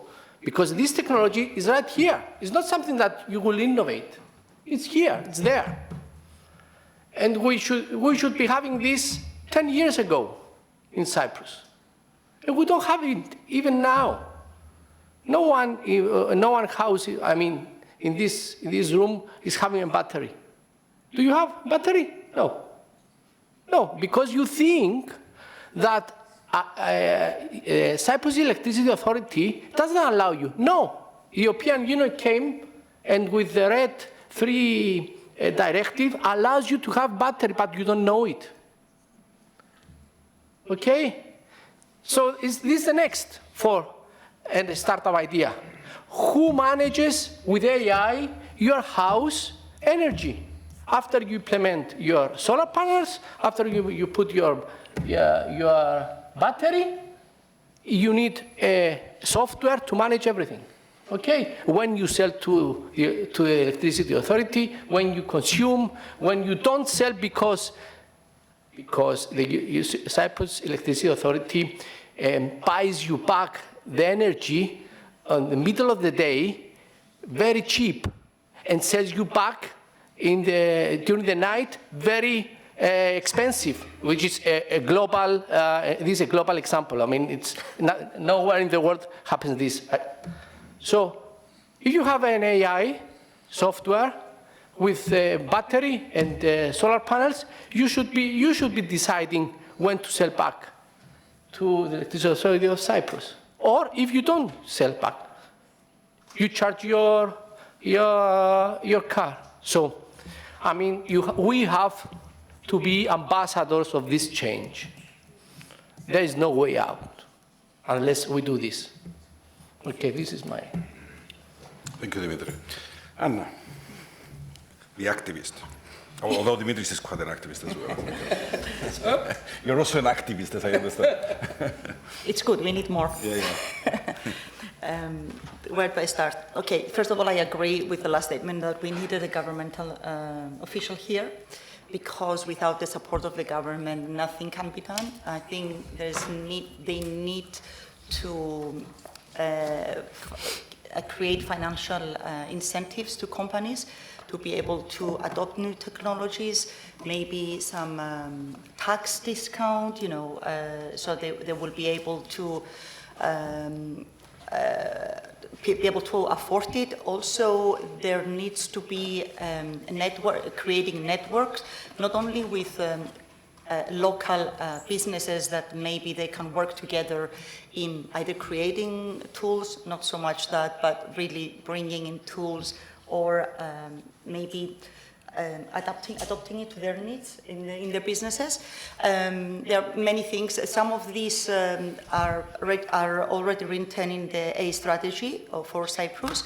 I have to admit that I'm not very hopeful of how many things are going to be done very, very soon, because everything is moving very, very fast. And there are a lot of challenges ahead. I think the biggest challenge is the fact that as humans, we are creatures of habit. So in order to change the way we think and the way we work, that is going to take time. And I go back to education. So it's not only investing in education, in the educational system, actually, which we're going to harness the benefits later on, but it's actually educating people, understanding what we're talking about on the level that they need to understand, so that they be able to, address their concerns and be able to adopt these tools.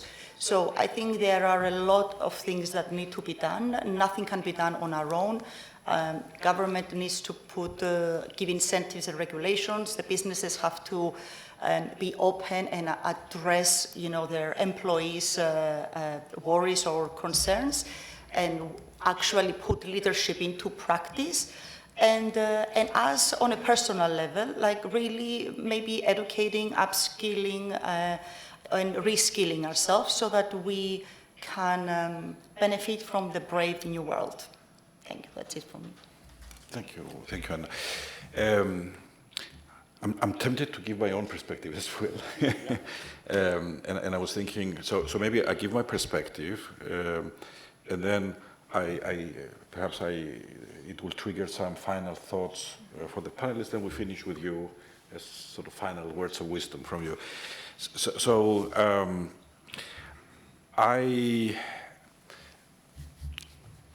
I subscribe to, of course, the point that we cannot even comprehend at this point what we are going to be seeing in the next few months and years. ChatGPT 4 was launched 8 months ago. Within 5 days, it reached 1 million users. Now it's over 200 million users. The adoption rate, the speed by which startups are being created, as we saw, it's the amount of AI, Gen AI, new models, applications. It is mind blowing. The best thing I can, for myself, sort of describe this to is when many years ago I heard about Africa and how bad it was, how it fell back and created poverty in terms of infrastructure, when you had to do big infrastructure to create, for example, telephone lines or things like that. And then the mobile created for Africa a leapfrog opportunity of jumping a sort of a generation of evolution, and how through mobile they could actually do micro lending and banking. So it changed as a paradigm shift what was possible for a continent that could never catch up. I think this is what we have in front of us. I think what we have in front of us is possibilities of creating new value in ways that can leapfrog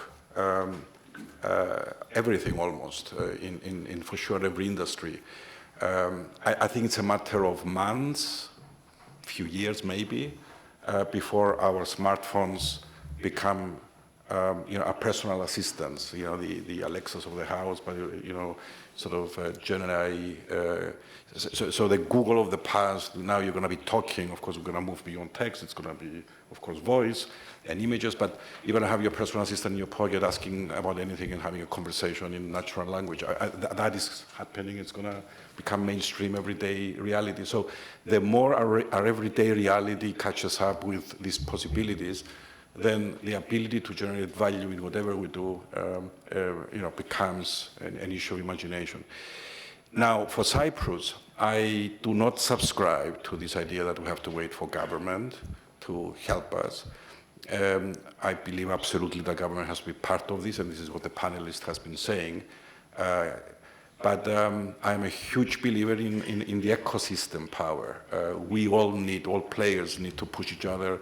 And especially in Cyprus, I think the great potential of Cyprus is the fact that we can operate as an effective ecosystem if we change the way we approach this. If we act in competition, if we keep cannibalizing each other, then none of this will happen. But if we cooperate and we think Cyprus and we create open data for Cyprus and we address cultural issues and mindsets in society that now we are cultivating in the wrong way, we are creating pessimism and instead of confidence in our abilities, then I think great things can happen for Cyprus in this space, in the trillions. So it is about mindset at the local level, and I would like to hear some of your thoughts in conclusion of how we can instill a better mindset. I am aware that in Gen AI language, there is this technical term apparently about hallucinations, right? So we already understand that AI is hallucinating. It can actually give us bullshit text and answers.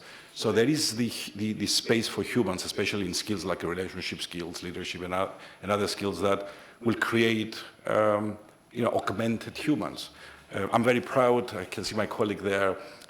Already we are contributing at the EU policy level as PwC because we've been entrusted to develop an AI model for the European Food Safety Authority to analyze food fraud patterns and incidents so that we can protect when food safety issue is likely to happen. And we're doing it right now as Cypriots, creating EU policy. So the confidence that we should have in our ability to be part of this evolution, it's only limited by our ability to believe it. So I'll stop there and ask for some thoughts of how we can really act as an ecosystem better in being part of this in a more effective way? Dimitri. AI, by my approach, can be a blessing for humanity or can be a nightmare. It may destroy humanity or make it a perfect place to live.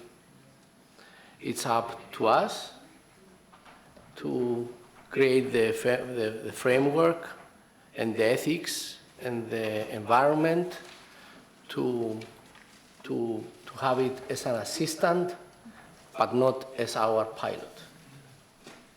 This is, I think, it's very important. This is my take on this. I'm very scared about what is coming on. I mean, after talking to some top scientists from abroad, they told me that they don't know even if it's in 5 years or in 20 years, but you will decide after the AI revolution, you will decide when you die. I mean, this will create overpopulation. It will change everything. I think, and I hope that we'll live to live this. But this is scary too. So let's keep an eye on the AI development, but also have our limits on how to approach it. Thank you. Thank you, David. Xenia, final words. Yes. Yeah, well, I mean, I agree with what you've said. You know, there is a Chinese quote saying, may you live in interesting times. I'm not sure if it's a good one, but kind of applies here. It's supposed to be a curse. Exactly. But we do live in interesting times. And, you know, there are people who see AI as a bright utopian age or, you know, a very bad, evil, misery thing that's going to bring us misery. I kind of see both sides. I can understand why people have, you know, these two perspectives. But I think the answer here is yes, this sort of coordinated, collaborative approach to things. Because AI can bring value. We can absolutely benefit our lives. The point is, how are we going to make sure this happens? And the second part of my answer here is that we don't really have a choice. It is happening. It is in our lives. It's not going to go away. So we have to embrace. We have to be in this conversation and very coordinately use and apply AI and develop AI in ways that benefit us as kind of humankind. And we have to be part of this conversation. We have to shape this journey. We shouldn't just leave it out there. There are issues, there are problems. These models hallucinate, as you said. So what that means is that they can bring pictures of people at some points in times, at some places that don't exist. They're absolutely fake. This never happened. So they create misinformation, yes. You might say that they're a threat to democracy. Like, there are all these considerations, but there are also ways around it. There are ways to solve this. There are ways to approach them in the right way, to shape how we use them in our lives. So we just have to do it. Thank you, Xenia. Anna. I took notes. Good. In huge letters, so I don't use my glasses, so I can be able to read and see you at the same time. So it's a tool, okay? AI is a tool, it's nothing more than a tool, so we can either use it to benefit us or, if you say, to destroy us. I am not scared, not because I am naive, but I am concerned, definitely. I think we have to keep a watchful eye. And Alan Kay, back in the 50s, a scientist, said that in order to predict the future, we need to invent it. So I think we have to invent it in the sense of reimagining the future by putting humanity back in. I think that is going to help us in so many ways. And I would like to close with that. Thank you. That is a good message indeed. So, Dolly, it is your final So the word, try not to make it a lecture, because we're just about at the end of this. I'll be very brief. I like the word ecosystem you said. I like the word mindset you said. But your word habits is the last sentence I wrote on the plane before landing here for an article coming out tomorrow. First of all, one of the biggest developments of the year with Gen AI is that AI is democratized. So what do you all do tomorrow, each of you? Start developing new habits by playing with these AIs, which are very easy. That's the first thing you do. Individually, develop new habits playing with AI. I'll come back to habits later. Second of all, what should the government do?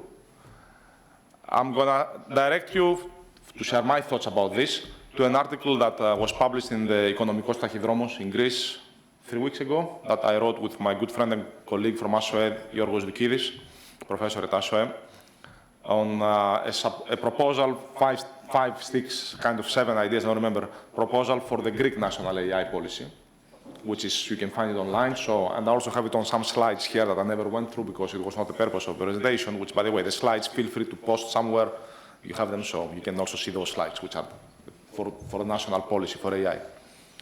And finally, let me close to the last point, which takes us a bit back to habits, but more than that, and to one of my favorite quotes ever. Somebody mentioned about self-governance and governance. Self-governance is an option only if governance is a requirement, good governance. Tomorrow, we are publishing an article on the OpenAI story, as I said. I'm going to post it probably as a LinkedIn article myself. Feel free to connect and see it. And in a sense, this article is also part of a project we are working around AI. In my mind, that's a continuation to a book written couple of years ago, 2 years ago, I think, by 3 authors that you will find surprising as being together, who wrote a book, Humans in the Age of AI. The authors are Henry Kissinger, that you all know, reflect why, Eric Schmidt from Google, that I mentioned, and Dan Huttelnocher, who is the Dean of the New College of Computing of MIT. The book eventually ends in the last page with a question. What does it mean to be a human in the age of AI, where what you think and what you believe and what you vote for is driven by what you are recommended by AI and you are given to read by AI? Your friends, your everything, right? Your school. What does it mean to be a human in the age of AI? That was how the book of Kissinger, Schmidt, and Huttelnocher finished. And we are working as a continuation of that with the following. AI can take all the jobs, all the tasks.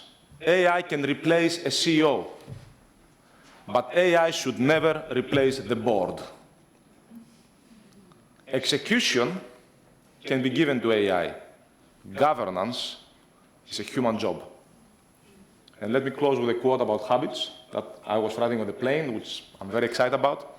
There is this famous quote by William James, an American philosopher and father of pragmatism in the US from Harvard University, back in the 19-something, who says, back to your habits and back to what you do tomorrow with AI. Habits, your habits, irresistibly, it's a beautiful word, take us to our destiny. You have to change the habits of the country and of yourselves individually starting tomorrow. And let me say one more thing. Governance, which is the system we live in, also irresistibly takes us to our destiny. And that's our job. Thank you, Theodore. You did say philosophy is part of it as well. Absolutely. It's governance. I would disagree that AI can replace CEOs, by the way. I think they can. It can, but it should not replace the board. That's the point. Yeah, that's from a governance point of view. It should also not replace leadership, which is a human skill. But I hope that this intervention and this ability to have a debate, and I was scared to even ask for more questions because I knew there would be another 20 hands coming up in the air, which only demonstrates how important and how vast and how at the beginning of a journey of discovery we all are. And I hope that through this conversation, the short conversation, we gave you enough of an appetite to develop the habit of better comprehension about what's going on and understanding that in order not to be replaced, as a worker, as a human, we need to embrace what's coming, and we need to work in a way that it augments our ability and move our skill sets in the human space, which will continue to remain both in leadership and governance and in every other way. So enjoy the networking lunch that follows the rest of the day.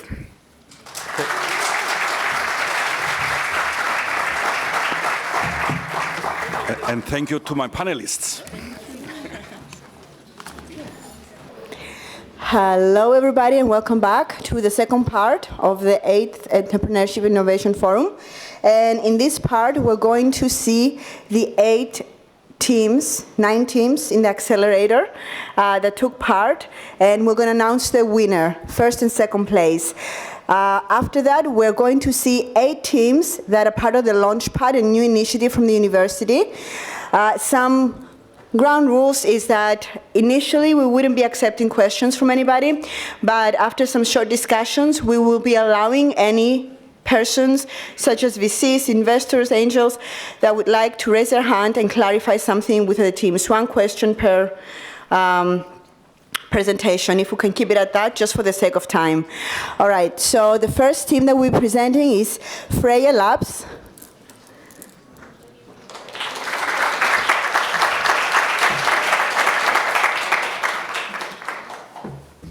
Hi. Happy to break the ice and start off. It's an honor. I am Vas Joseph. I'm the co-founder of Freya Labs, and we want to redefine nutrition for the future. I'm also a storyteller, and this is the story of Mr. B. As you can see, Mr. B made many life choices, which are choices that we all make. These choices are the food, drinks, supplements, and medicine he ate. He partied hard and worked hard. That's almost all of us in here. Consequences. You think you make the right choices, but at the end what happens is you see your choices have some negative reactions with your health. That's your intestines, your psychology, your metabolism. And here's the reveal. That's me. I'm the one who made those choices, and I'm the one who paid for it. Freya Lab means a lot to me, not just because of what I'm doing as a startup, because I'm connected to it in more than one way. What is the problem we're facing? Well, my problems are also your problems. Statistics say that 70% of the entire world's population is suffering from compromised gut health. That's 70% of everybody in the room. It's huge. Additionally, 25% of the entire world has metabolic diseases, such as diabetes and obesity. And I don't know if you know this, but 40% of the entire world food supply is being wasted. We're not doing too good generally. We have a solution for this, and we want to address this problem by breaching the gap between medicine and food with our solution, which is functional food and beverage, which is clean label, 100% plant-based, has an extensive range to satisfy many needs and wants with different people. It has scientific evidence, so you're not just eating something which says it's helpful, but it's proven to be helpful, is local and global, and has the ability to disrupt the probiotic industry. We essentially want to make people's lives healthier and more sustainable. So, what is this magical functional food? Well, at the core of what we do is microbial fermentation. That is the use of bacteria, yeast, and fungi to change a raw material into something else which tastes better, is nutritionally dense, is functional, and it's also sustainable. We don't waste anything. We reuse other people's waste. We make something of value. Additionally, our byproducts are products that we offer. I don't know who knows our products. We've been offering them for a while. That's our functional chili brand. It's called Fire Alchemy. It's part of Freya Lab's solution. And we also offer some of our fermented vegetables. So it's basically alternatives that you use every day to address a problem. So instead of using a chili sauce that you find at the supermarket, why don't we give you a chili sauce that makes your life better? Additionally, we provide drinks which are healthy and sustainable and functional, alternative meats which are grown through fungi, and many other solutions. Who's seen Breaking Bad? That's me in our lab. It's a minimal viable lab. We created the entire thing so we can have a controlled environment where we clone our fungi and our yeast and our bacteria, and that's a chamber where, again, it's controlled the environment. This is our team. We're all dedicated to make this happen. We've all committed. I think it's about 200,000 hours that we put into this business. Little money going back to us. It all goes into the company, but we're all dedicated to make it happen. We have mentors from all over the world. They've helped us reach this point, and they will help us go forward.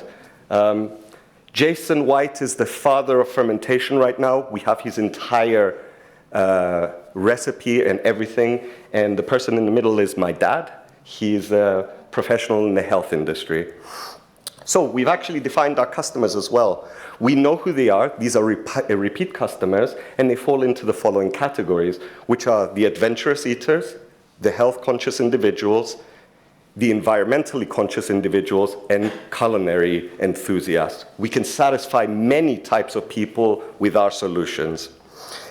Businesses which are interested in pushing our products forward, we've actually been approached by them, and they want us to help them. They want to push our products. Looking at the competitors, well, we're actually proud to be part of this range of competitors. There are many, but we chose the ones which represent us the most. The thing that the majority don't have is a lot of scientific evidence to back what they're doing is good for you, and that's what we want to do. Additionally, we want to provide a lot of options. So you see up there it says 300. We're not going to have 300 options immediately. What we're planning to do is have seasonal options. We create products using byproducts, and those products we can choose what works and what doesn't. We looked at the market as a whole, and we saw that the fermentation industry is 1.8 trillion. It's growing, and the plant-based is 94 billion. And we intend to access 300 million in the Middle East and Europe. And you might ask us, how do you do that? Well, our family has a logistic company in Europe, which can send our products throughout the whole of Europe. And we have key people in the Middle East, both Dubai and Abu Dhabi.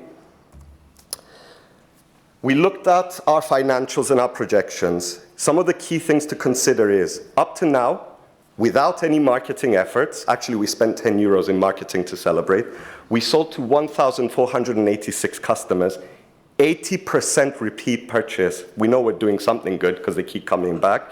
And we sold 6,933 items. Last year we made 10,000 euros, just a few of us at the lab pushing it. This year we're going to pass 30,000 euros revenue, just us. And as you can see, it goes to 300,000. Why is that? Because we use our facility, we can scale, we can do economies of scale, and we have bigger reach. We're actually starting marketing efforts then. Talking about marketing, well, I'm a digital marketeer, and half our team are marketeers. We are specialized in marketing, and we know that our customers spend a lot of time getting their products and finding out about products through digital marketing. We also intend to do traditional marketing. How much are we asking for? 300,000. Yep. The reason we ask for that is salaries for 1 year for 4 people, our machinery that helps us scale and reach bigger markets, the raw material, and our marketing efforts. Thank you. Let's be in touch.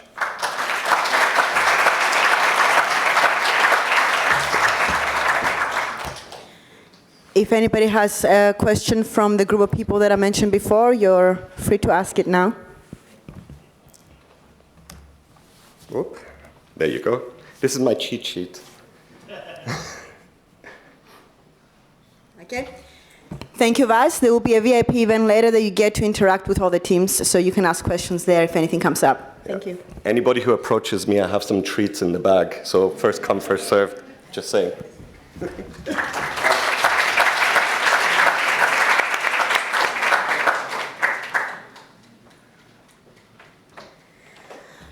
Now we have IQ3 Solar Limited.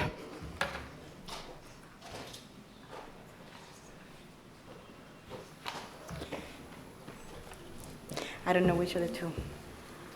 Clicker. No, you're just going to use this. So pick which of the two you are.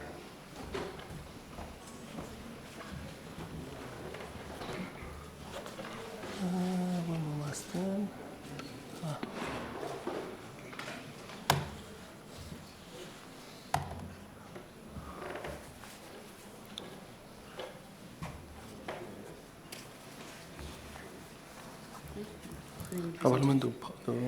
Presentation mode and go.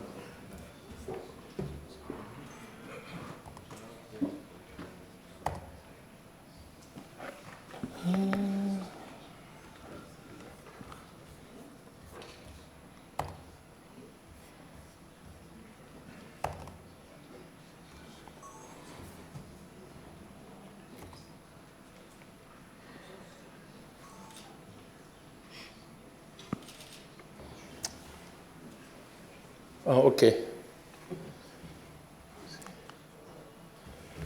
Okay, good afternoon, everybody. My name is Pampos. I'm CEO of IQ3 Solar, and I'm actually one of newly customers for Freya. So, the world is transitioning from fossil fuels to renewable energy, with photovoltaics slated to become the dominant energy source.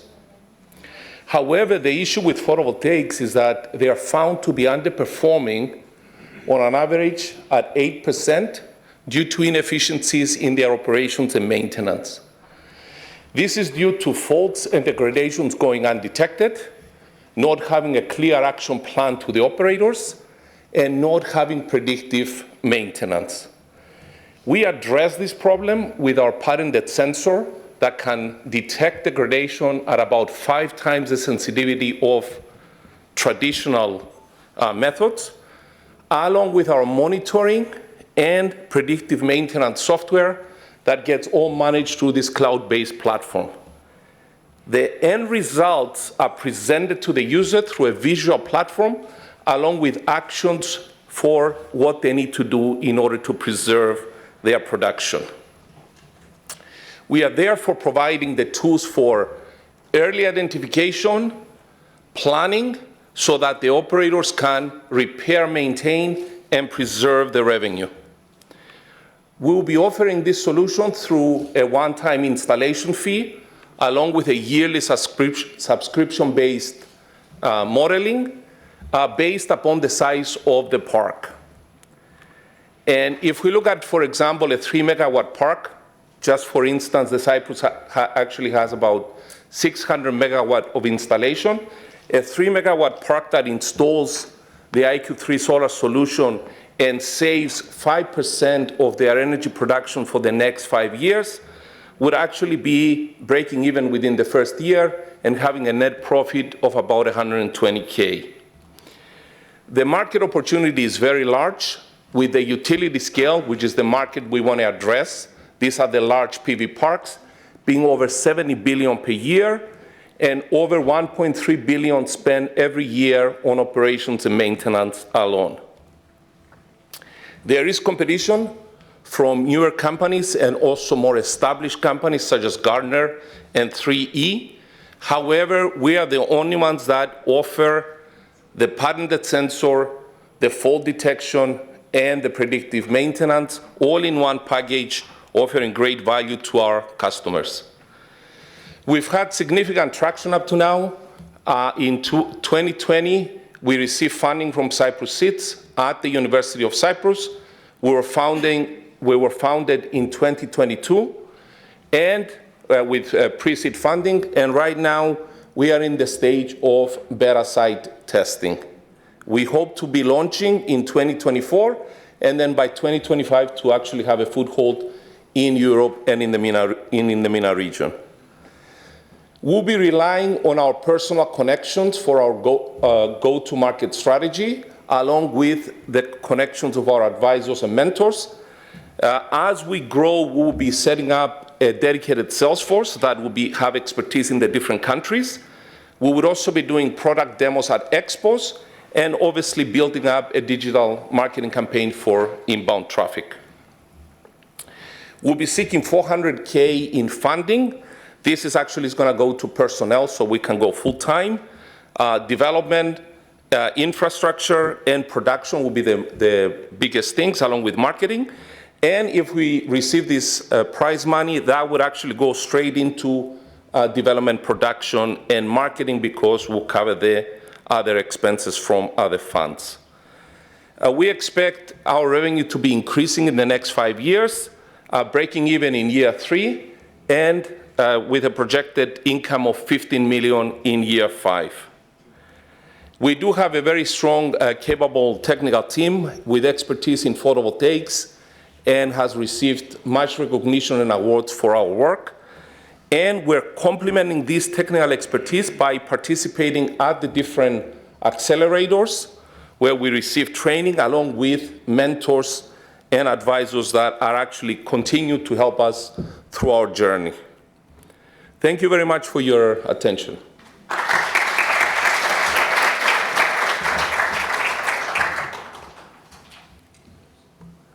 Question. How much of the product is actually existing already, and why does it take 2 years to be ready to deploy it?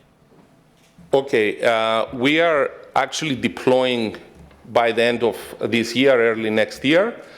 The sensor, we just placed the order for the next iteration. We have done actually already 2 rounds of iteration of the product. Most of the software exists, but we have to kind of put together everything in the platform. So the majority of pieces are there, and we are kind of assembling it as we speak. But do you have like paying or a beta customer who's using it? We are setting up the customers this year, by the end of the year, yeah. You had a question, Andreas? No. Okay. Okay. Thank you. Thank you.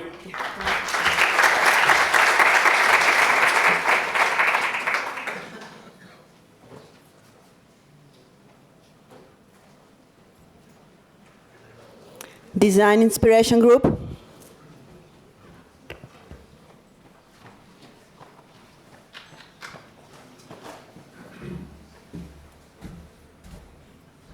No. Yes, presentation.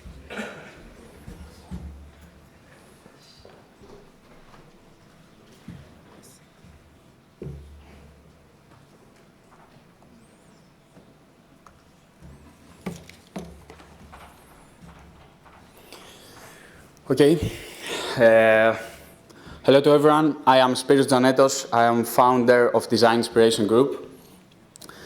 My grandfather used to say that if you have not built a house or get married, you don't know what a real problem is. Let me ask a question to the ones that have managed to build a house. How many of you have spent more money and time than they expected at the beginning? I can tell you as a civil engineer and member of our construction company. Imagine an architect or a contractor to have 100 different construction projects at the same time in different countries. Yes, this is a huge real problem. We have, on average, construction projects 20 months delay. We have 8% budget overrun and 47% CO2 emissions. That's the problem that we're solving.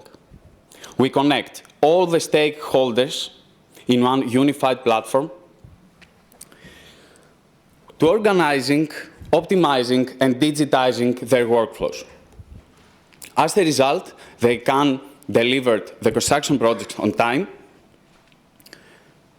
with a specific and optimized costs with focus on sustainable solutions.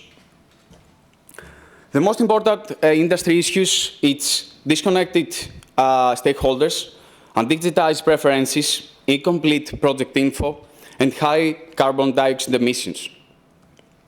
The construction industry is massive and it's growing from 11 trillion in 2020 to 15 trillion in 2030. 4 trillion in 10 years, yes, we take advantage of this. We have 896 billion construction revenue only for Greece, CY, UK, Spain, Netherlands, and California. We have a market opportunity, 825 million. There is a huge market for us. And how we achieve this? We create the Design Build Hub. One platform for purpose to collaboration of all development project teams members from start to completion. Here we have the stakeholders, which in the first example, we have the request for information document that generated by subcontractor and go to general contractor. In the second case, we have the proposal documentation that goes from architect in the owner's representative. And as of our value proposition, we have our preferences with help of our co-pilot and goes to owner developer. The personalized stakeholders workspaces holds users, data, insights, and documentation, allowing invitation and share with project team members. Collaboration in real time, and while removing the daily manual administrative work of parsing documents.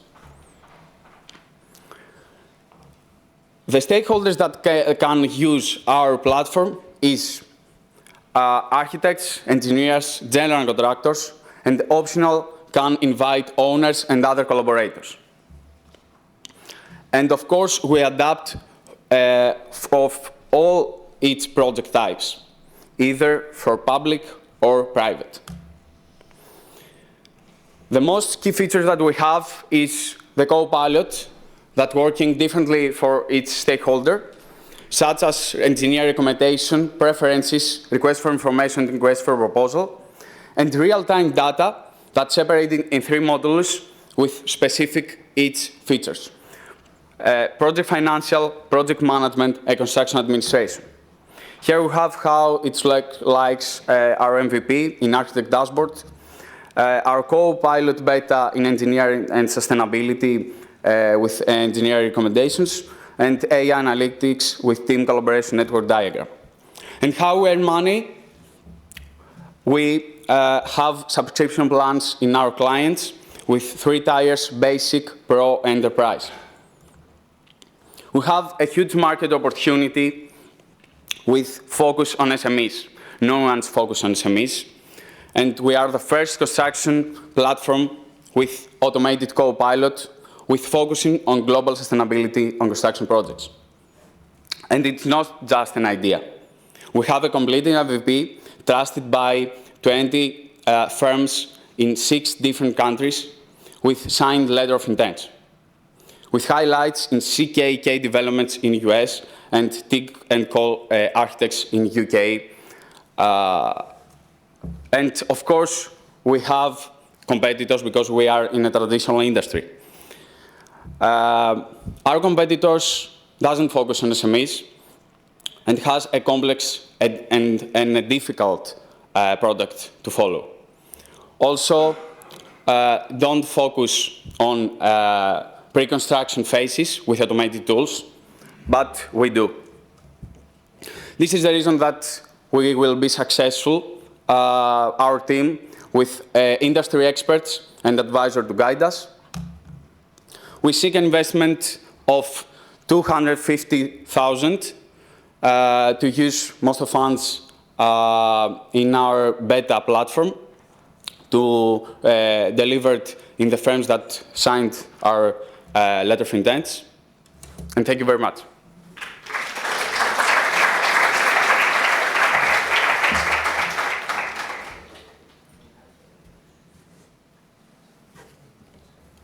Okay.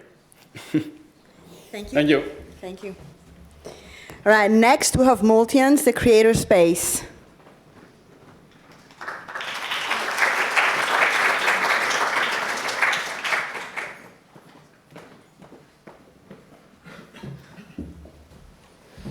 There is two, pick one. I don't know which one.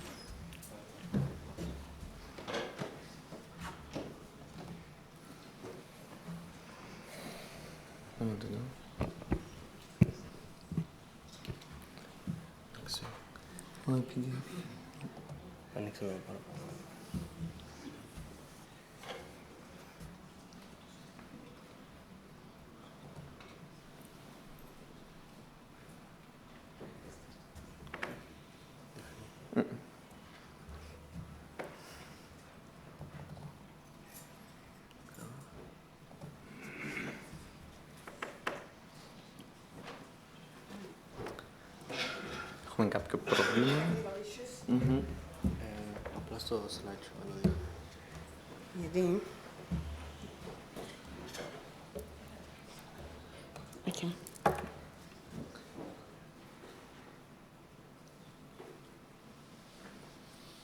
Because you have to. Okay, you have to do it without having it in the mode. Θα προσπαθήσουμε να δημιουργήσουμε. It doesn't. Εντάξει. Δεν πέρασε.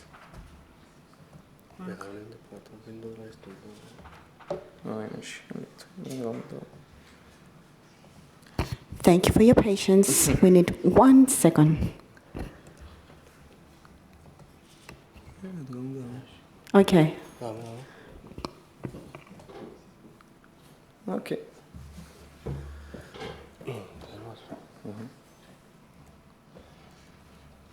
Okay, that's. Okay. Sorry, guys. Okay. Attention.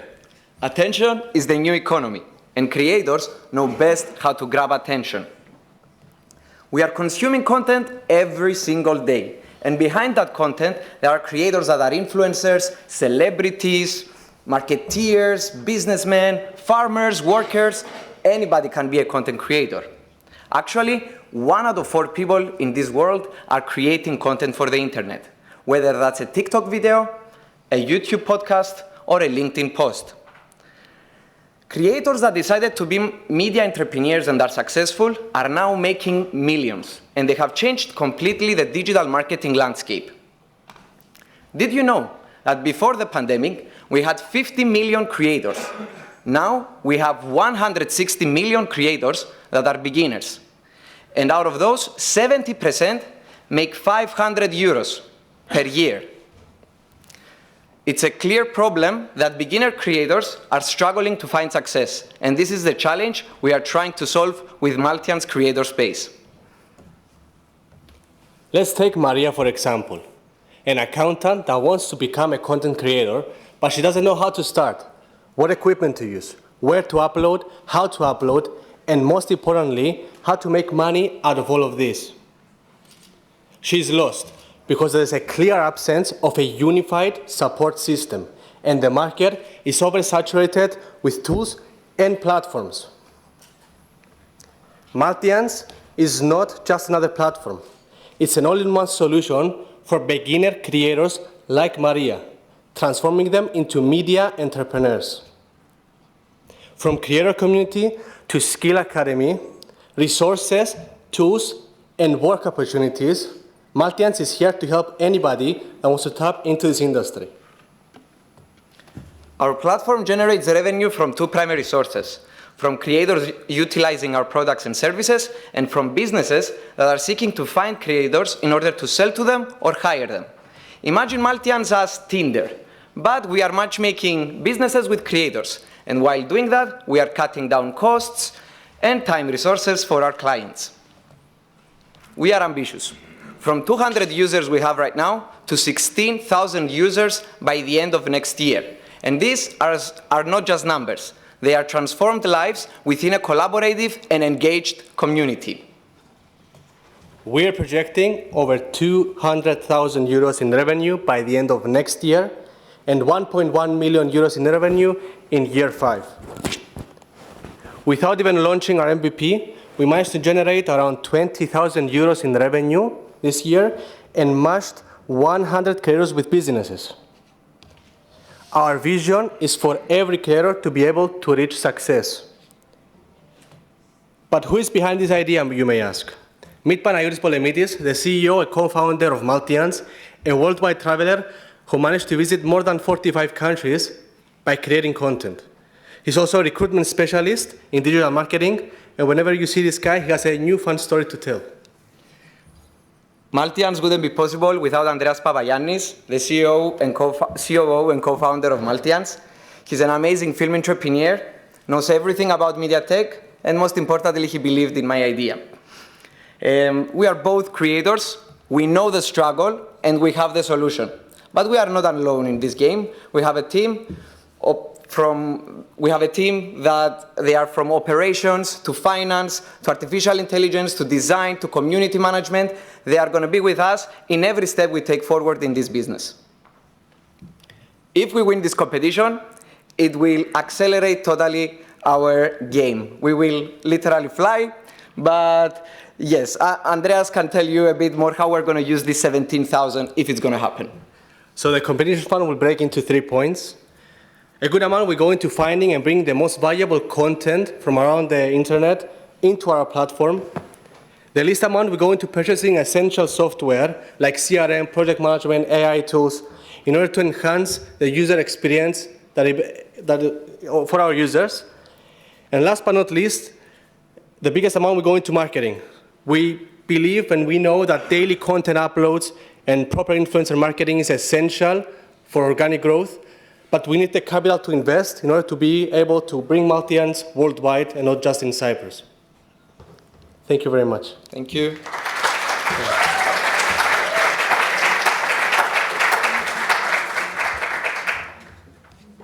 Any questions? About the hosting, like who hosts the content? So now in the platform, the way we're going to work is by affiliate. So let's say we bring courses or workshops or any other templates or anything digital. So we're going to be collaborating with individuals or companies that want to bring the content into the platform, and we take a small percentage without even putting extra on the creator or the user that is consuming the content. The content will not be hosted on your platform. It's going to be hosted, yeah. Sorry. But it's going to be... Sorry? It's a lot of hosting. It's a lot of data. Yeah, it's going to be a vetting process, and then we're not aiming to bring everything into the platform, but the amount that is necessary for our creators to be able to succeed in the industry. Actually, we were going to bundle the information. I understand what you mean. We're not going to put like all the videos that exist on the internet in our platform. Yes, we're going to bundle up the information and all the courses that exist, because every creator is different. So in every sector, they need to follow a different path, everybody, if you have a business or if you want to be just a creator. So we will bundle up for each creator differently the links and everything that needs to come later. Excellent. Thank Thank you. you very much.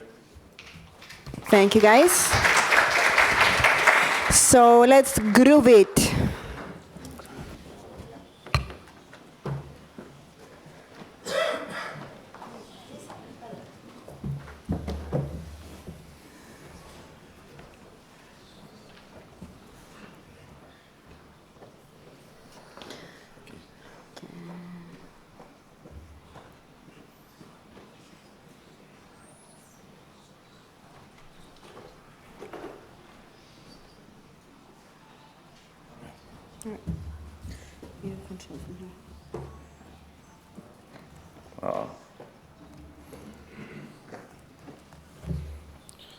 Hello everyone, my name is Iraklis Frangos and I'm co-founder of Groovit.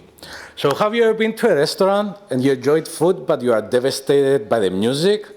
According to research, 50% of the customers will leave a store if they feel bothered by a song selection, and 39% of them will never come back. That is translated on the revenue of the business also.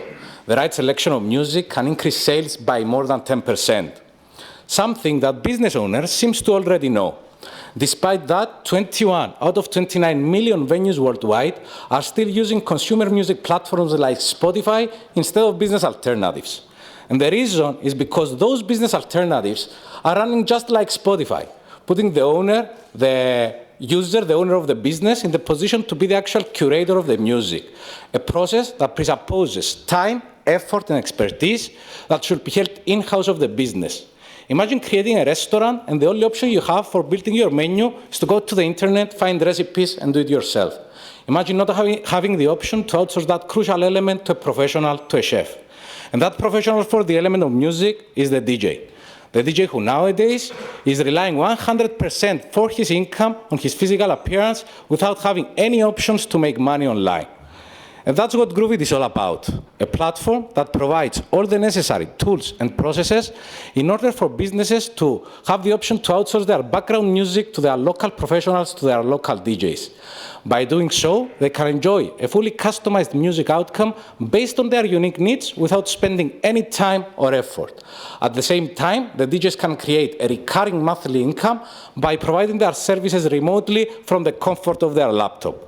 A concept that we have already proven in the local market of Cyprus. Since 2019, 2 of our co-founders are providing such a service, and today they have more than 20 customers with 90% retention rate, generating revenue of 140,000 euros so far. But Groovit wants to be something a lot bigger than just a tool. Groovit aims to be the first marketplace for curated music, a place where a business can join and find a DJ and assign to him its background music. But like every marketplace, we face the chicken or the egg problem. So for our starting point, we decided to focus on DJs. In phase 1, Groovit runs as a software as a service, giving the ability to DJs to onboard their network of businesses, and Groovit generates revenue by charging them a monthly subscription fee based on the number of customers they serve. As more DJs and more businesses get on board to Groovit, organically there is a marketplace created. In this second phase, Groovit will expand the way it creates revenue with multiple ways. 1.7 million DJs are estimated to be today active in the Western world. At the same time, 29 million businesses are having physical locations that play background music. Half of them stated that they are willing to pay a reasonable to significant amount for their background music. So Groovit aims to serve 1% of those businesses in the next 6 years by having 31,000 DJs working on its platform, generating an annual revenue of 47 million euros. But how are we going to achieve that? First of all, we are going to take advantage of our network of DJs in Cyprus and abroad. As a community tool, we also are going to implement a referral marketing strategy, and on top of that, we are going to promote Groovit to multiple groups and forums specifically for DJs. We're also planning to create collaborations with other web-based music platforms like Mood and ZipDJ, and finally, we are going to run online marketing campaigns in social media and Google. Our first target markets are Cyprus, Greece, and Dubai. So how far we are? We have in place the MVP, and we already introduced Groovit to the first potential users in Cyprus and Greece. We are planning to have our first paying users in the next couple of months.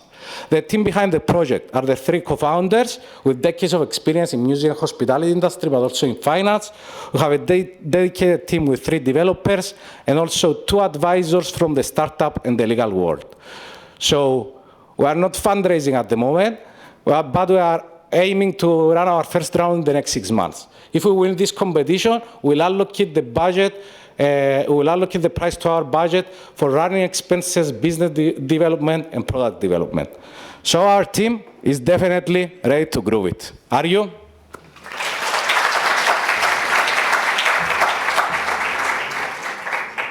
Any questions? Thank you.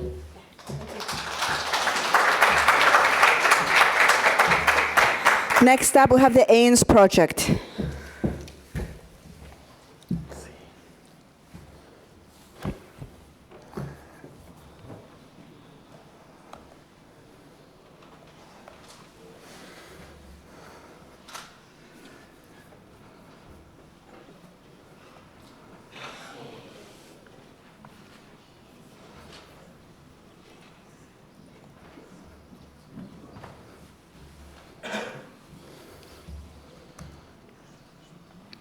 Hi, everyone. If you ever had the power to spin back time, where would you go? Hi, my name is Pos. I'm the Aeon CEO and creative, and I believe that protecting and understanding our planet's history is a vital part of building a future we can be proud of, and we hope you think so too. Aeons is an exciting educational technology startup that aims to empower millions through technology, making high-quality, low-cost knowledge accessible globally. Our first product is the revolutionary children's information tool known as Aeons, which is designed around expandability, neurodiversity, and accessibility. So why are we here? Well, we're here to address a major gap in early development, one where children have an inconsistent access to knowledge because of where they are in the world or how they are catered to by current educational infrastructure. Aeons wants to support parents who are looking for engaging engaging tools for their children at home. And for me, as a father and dyslexic, I find it especially important that these tools also cater for the 20% of neurodivergent users who need an accessible solution that they can engage with in a self-directed way. So, our solution, Aeons, the time-traversing history app for children. Have you ever wondered what it would be like to spin back time, to witness hundreds or thousands of years of history as it carves out our cities and peoples? Aeons visualizes history and geography information in a simple and intuitive way that champions nonlinear navigation and discovery, which has the potential to revolutionize information retention in young users. Aeons is a product that parents and children already know how to use. It'll be free to own, filled with a great database of ready-to-explore content, and cater for a variety of special interests with regular premium content upgrades. We believe that users will also be extremely excited about the Aeons navigation system, designed to be constantly evolving to enhance accessibility to users on a wide range of abilities. And we're driven to ensure it all works on older devices, which are more common amongst younger users. We see the market for education apps is extremely strong right now, and parents of the 6 million children in the UK alone who are entering primary education each year are highly active in purchasing tools that enhance learning at home. And Aeons will stand out in this market because of and have high word-of-mouth potential because of its low barrier for entry, coupled with its commitment to provide returning value to the child. So who are we? The Aeons team is currently myself, Pos, the founder and visionary behind the project, and Alex, my long-term friend and tech genius who's currently doing his magic remotely from the UK. Together, we see ourselves as the voice of the customer and are driven to make the world better by breaking down the barriers to knowledge. Oops, let's go back.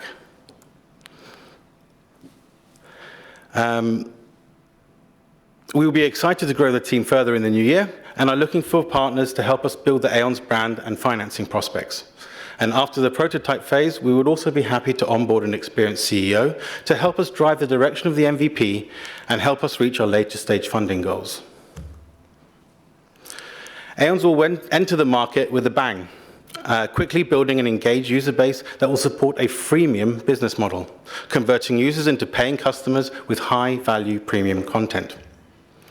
Aeons has ambitions to grow further its content library with established content partners and brands whose data complements Aeons' ethos.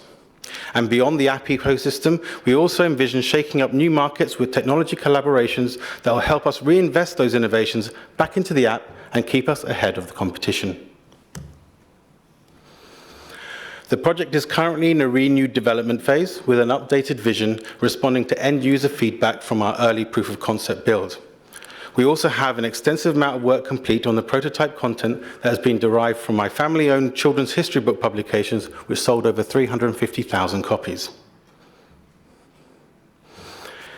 We plan to deliver the prototype in Q3 of next year and prepare the MVP for worldwide launch by autumn 2025, with an aggressive strategy to reach 2 million users by the end of that year.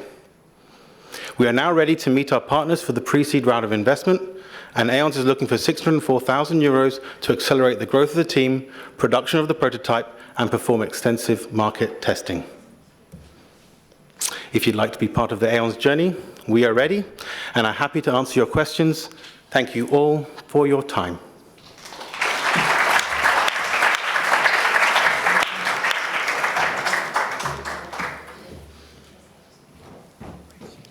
There is a question.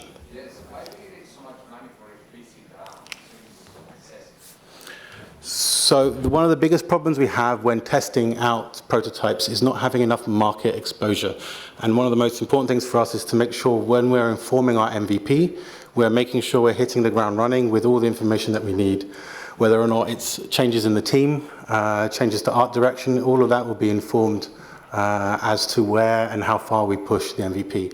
In addition to that, there's only a certain amount of the prototype we can test without a significant amount of early content, and although we have some progress in that, we think a lot of the feedback will be very dependent on having a semi-functional library of content already built in, which does take time and manpower.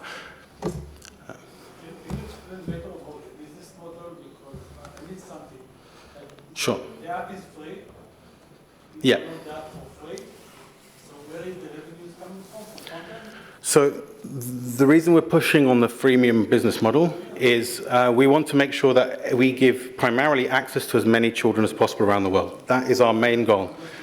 We will be aiming to convert some of those into paid customers by giving them speciality content that is either appealing to them or similar to their The content that you give them is something that you buy from third parties, not yours. So we have two phases here in the yellow and red. We will introduce our own content. We're thinking about having 4 content releases per year. This will be specific subjects which, from the data that we're mining from the user interactions, we can work out what are popular subjects and make sure that those content expansions are specific to those kind of popular subjects, whether or not they're school things like Vikings or Romans or whichever it might be. And then moving on from those, with the freemium model in mind, with a big user base, we want to leverage that with content partners to access their content and have them either work with us on a revenue share basis or as a sponsored basis with companies like WWF who might want to represent all of their extinction data on our system. Yeah. Thank you very much.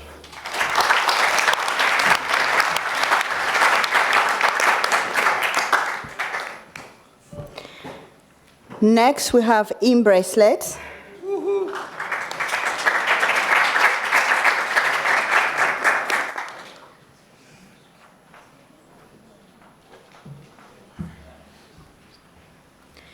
So, in the presentation mode.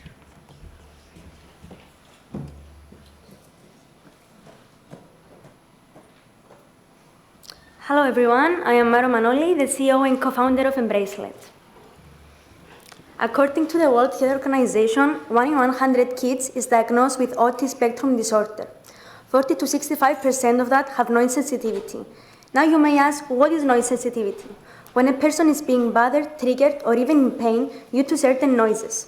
However, there is no standard set of sounds as to which sounds trigger each child with ASD. And parents are struggling to identify those specific sounds. And Bracelet is here to change that. The only application which identifies the triggering sounds and sends real-time alerts and the presentation results to the parent or caregiver. Our mission at Embracelet is to revolutionize the way parents and caregivers support individuals with ASD by providing them with real-time alerts and insights. According to CMDC, there is a 200% increase in people with ASD during the 10 last years. At the moment, there are 75 million diagnosed cases with ASD. And Bracelet's firstly target market is narrowed down to 80,000 people, as it is the ASD population in Cyprus and Greece. We will adopt a B2C business plan directly to parents and caregivers who have people with ASD, and will be required to pay a monthly subscription fee at €19.99 in order to view the analytics and hear the triggering sounds. We'll also have a B2B business model directly to organizations and businesses involved with people with ASD, where we will provide them with packages in order to acquire our application at a lower price, as well as have information and access on our database.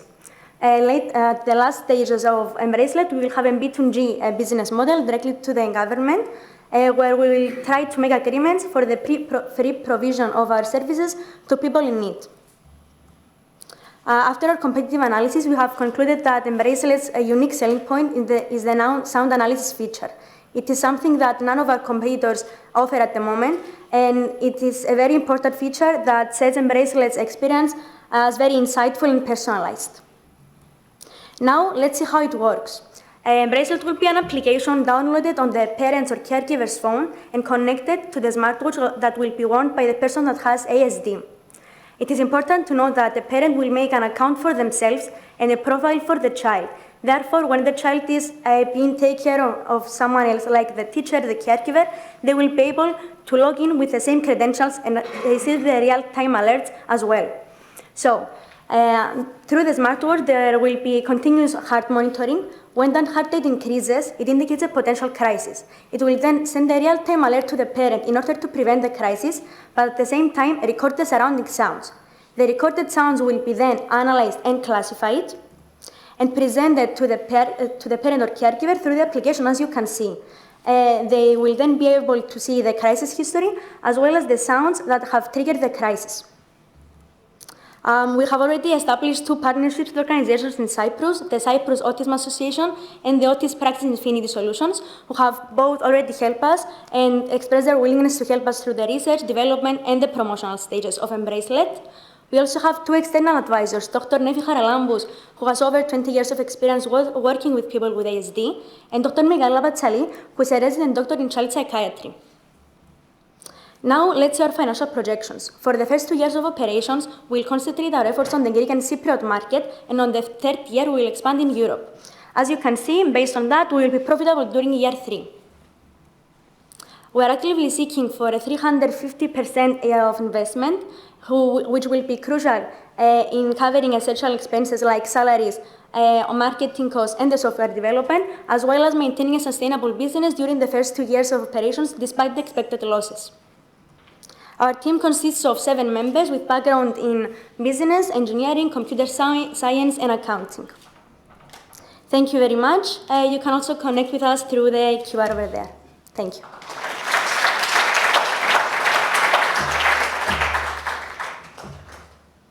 Yes. Can this scale to other what? Okay, so the first plan with Embracelet is to have it as an application which will be connected to a smartwatch. It is easily scalable to other markets because it's an application, so everyone can have access to it. But also, as a very later stage, we plan on making our own Embracelet, hence the name. We want to make a bracelet which is designed for people with ASD and will be suitable for everyone on the spectrum. Because smartwatches, as we know, many people or many kids will not be able to wear them. So we have plans in actually scaling to other markets as well and worldwide. Okay, yes. For people with epilepsy, this will be very helpful as well for the crisis feature, the real-time alerts and the crisis history in order to find maybe patterns on how to prevent crisis. Is this something that needs certification? Is it a medical device or is this a... No, it doesn't count as a medical device because the person will be wearing the smartwatch. But after then, if we make the bracelet, it will need the licenses. And you do not need certification for this person? No, because it's an application only. Yes, it's only the app. How much are you looking for? 350,000. Thank you very much.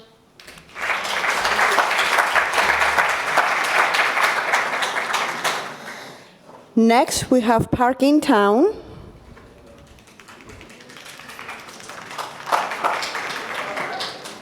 Oh, no. Πού είναι?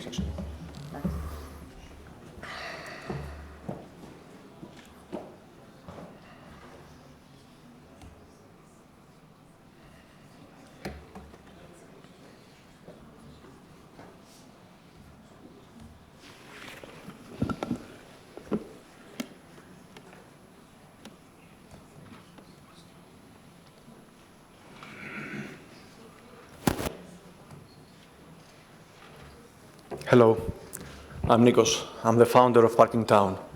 I'm here to present you how we will make parking hassle-free. This is Alex. Alex loves to drive, but in the cities, the parking problem is getting worse and worse, and make Alex stay out of the city and also make businesses losing customers. Based on our research, we found that Alex and each one of us, we're losing 200 euros and 35 hours per year, plus the additional psychological stress.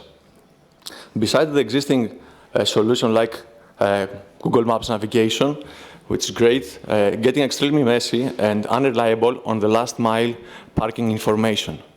This situation calling us for a solution.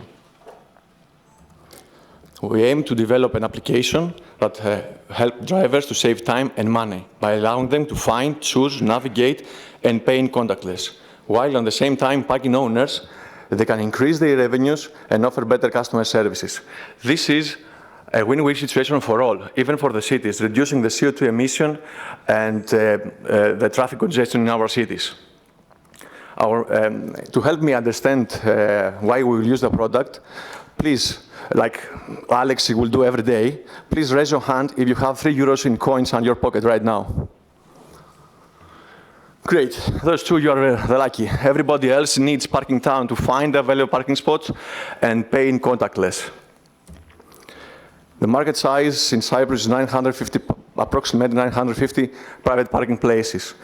Our segment market is 220,000 users, aged 24 to 45 years old, and this is creating a market value of 10 million euros. We aim to get 25% on the year 3.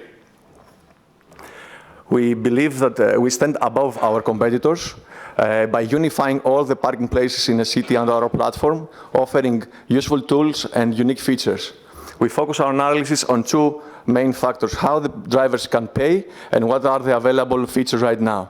By evaluating these features, we figure out that Parking Town is the leading smart parking platform at the moment.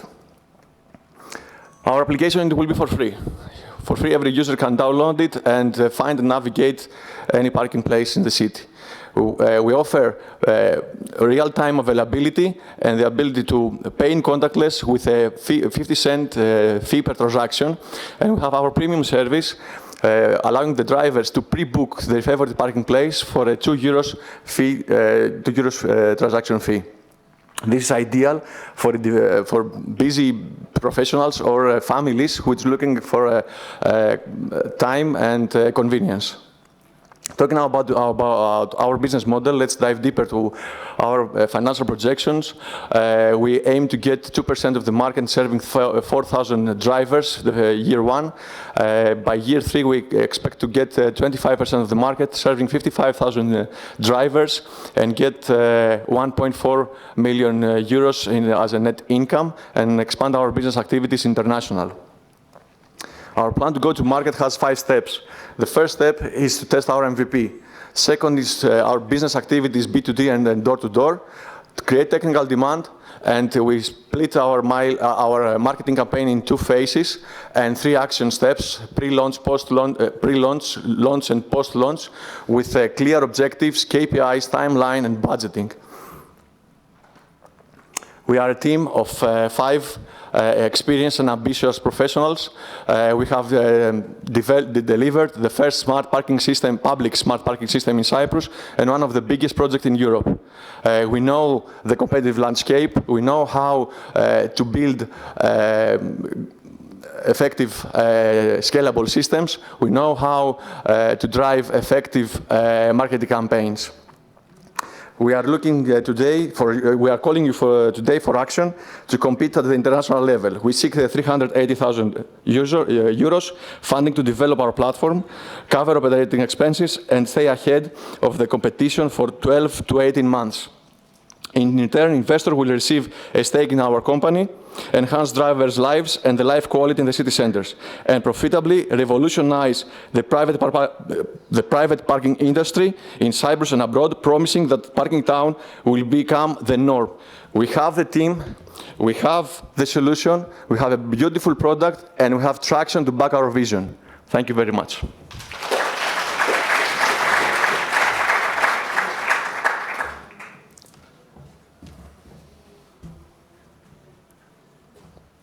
just curious, how easy is to actually onboard these parking lots? A lot of them very kind of unregulated, wild, the way they charge, the way they actually work in a non-transparent way. Can you give us a little bit? Yes. The parking industry has two approaches. It's the private approach and the public approach. Right now we have three types of parking businesses in the market. We have the fully automated parking places, which are very few. We have the semi-automated places where you need coins in order to get inside. You cannot, if you have 10 euros cash on you, you cannot get inside. And we have the parking places that is a gentleman in the entrance and waiting for you for the ticket. This is why that happens. We have fully automated systems at the places that we have a big number of parking places, of parking lots. All the rest parking places are approximately, on average, so in our calculations, 37 parking lots per parking place. That makes it very difficult for these individual companies to invest in expensive automation system in order to have this regulated, let's say, pricing. From the other hand, is the public sector, where they have right now the investing money. Actually, we did the first public smart parking project, and right now the public sector competing more the private sector. And what we are doing here, what we aim to do is to give this platform to digitalize all these parking places and be able to solve this issue as you mentioned before. Yes?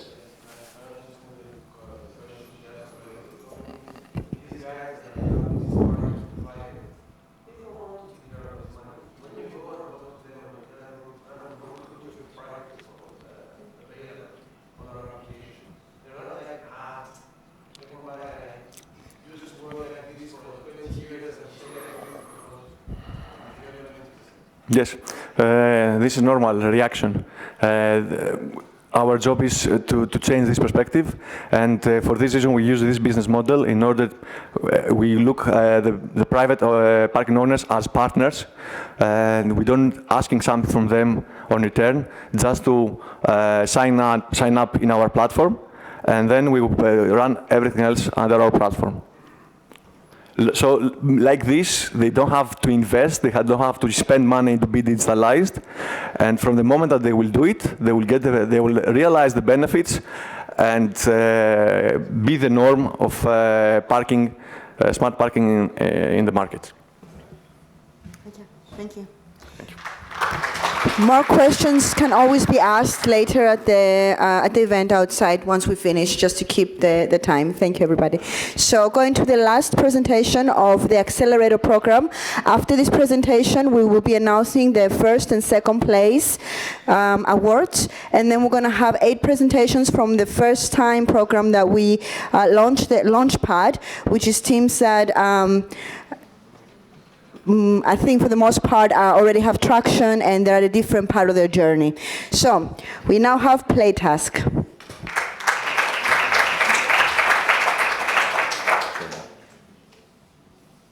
All right.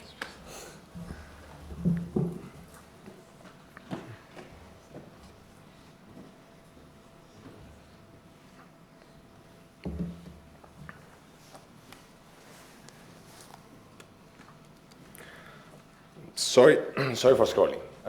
It's pretty addictive, as we know. Haven't we all seen kids, though, have mindlessly scrolling and scrolling in their phones and wondering, where is this path actually taking us? Did you know that 1 out of the 7 years of a children's childhood is spent in front of a screen? And psychologists suggest that the real problem resides on the quality of the screen time. There are no platforms that strike the balance between fun and learning. So parents are struggling to find a game that kids like that actually gives them value. What if kids could use all that time to learn, grow, and create? I introduced to you Sparkfield, a mobile game that blends education in gaming seamlessly, while also maintaining virality features such as uninterruptible competition and social interaction. And the cherry on top, parents are going to love it because they're going to have parental reports on their kids' growth and progress, and also a way to interact and challenge them. In our world, kids can set up a lemonade stand and gain financial literacy. They can embark on quests with social and ecological value. They can play our lab's mini games and gain valuable skills and coins. But most importantly, they can engage in our for each season competitive challenges, where the ultimate winner is going to be the champion of the world. Our MVP challenge is a kart racing game where kids steer through the course, and as you can see, they can answer questions without interrupting the fun. Answer correct, and you gain a boost and a reward. Answer wrongly, and we're going to tell you where you went wrong so that we can turn every mistake into a learning opportunity. The team behind is a game developer and a corporate lawyer. We are two passionate individuals where we've seen the digital transformation of our childhood, and we want to bring the solution to the next generations. The global gaming market, as you know, is huge. It's currently at $300 billion, and the global K-12 educational market at $720 billion. But what you didn't know is that the global educational games market is at $11 billion and projected to grow at $93 billion in 2030. Sparkfield stands at a unique position in the industry, as most of the games right now focus either too much on education and becoming teachers' tools, or too much on gaming and giving no educational value. There is no platform such as Prodigy. Prodigy stops gameplay to give education, and then after the kid answers the question, needs to continue. Or Powers, that lacks the social interaction and the competition. Sparkfield can become the only parent-approved viral gaming platform that kids actually enjoy. Available in Play Store and App Store, Sparkfield follows a freemium model with a subscription at $6.99 per month that gives parents the parental reports and extra rewards for their kids. And we also implement in-app purchases and non-intrusive, kid-friendly advertising. For our go-to-market, we are targeting millennial tech-savvy parents that are looking for a solution for their children's screen time. And we're reaching to them by growing our own community, providing them with tips on their kids' screen time, and also collaborating with famous parental blogs and parental associations. But we're also building our own kids community, where we're going to reach to them with viral trends that they already see in TikTok or Facebook or everything, and collaborate also with kids influencers. Our game has been shaped from the experience that we got from the programs we participated the past year, from our proof of concept, from our young siblings, but most importantly, from our alpha stage testing, where 20 parents along with their kids came and tested our MVP. They showed us the need for our solution, and they gave us valuable feedback. Our community of parents now is growing, our waitlist is gaining momentum, and our beta version is set to be released early next year. We are now testing potential markets and doubling down on successful campaigns. Our financial projections show a break-even point at year 3. And in order to do so, we require a funding of $300,000 for the first 18 months of our operations. Thank you, and let's bring Sparkfield to every kid's device, as we need to change the gaming conversation to a more productive one.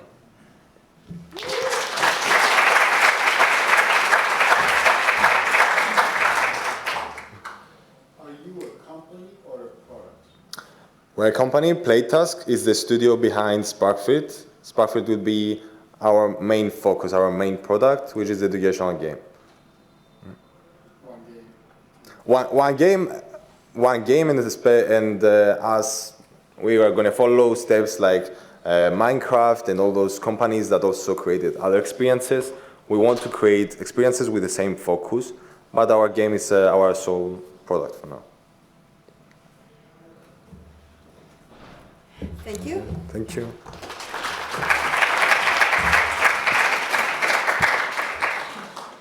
Okay, so before we move on to the launchpad, and I don't want to do this because I like every single team that participated this year, and I actually begged Konstantinos to take this part.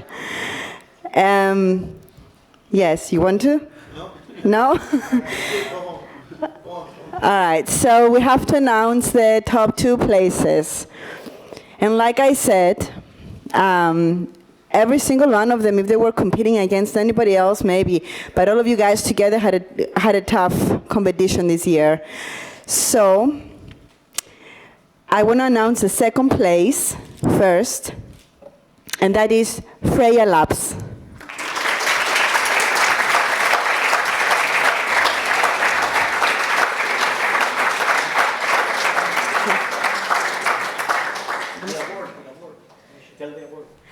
The award is €3,000. Hopefully can go towards the machinery.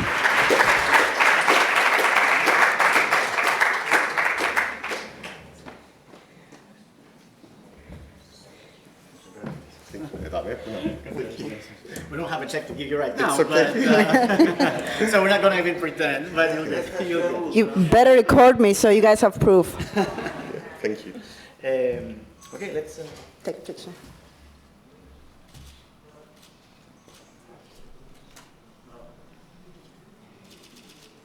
And again, for this award, I want to thank the Ministry of Energy and our sponsor, Philip Ammerman, who also co-funds the awards this year. Thank you.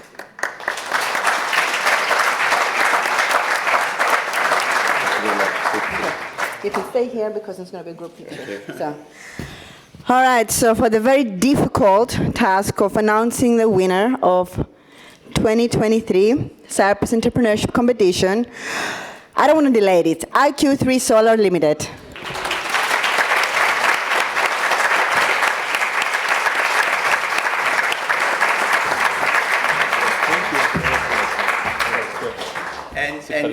And this award is for 17,000 euros. Congratulations, very well done. The quality of all teams was amazing this year. This feedback we got consistently from mentors and judges. We really launched the event, and we're looking forward to even higher heights next year.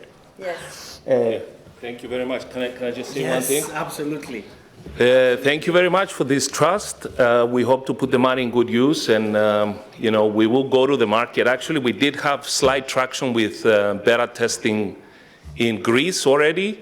We'll be launching our sensor pretty soon. So thank you to our mentor as well, Konstantinos, which is here, and also the whole program was actually very good. So thank you very much. Thank you for this opportunity. Can we get a picture together? Yeah. Maria. I wasn't just for pictures. Yes, and then the 4 of us, if you don't mind. Konstantinos? Hey. Thank you. Konstantinos, do you want to join us since you did the... You dressed for it, I'm come not. on, Come on. dress for it. Oh, he's going to be the best good looking though.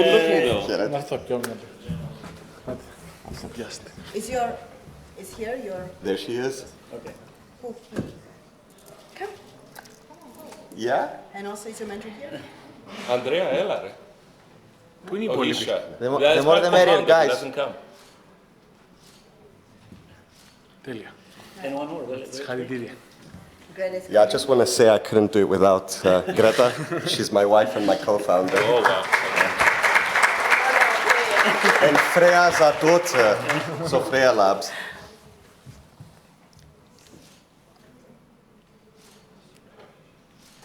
Thank you. Very good. Freya. Ah, Freya. Thank you so much. Thank you.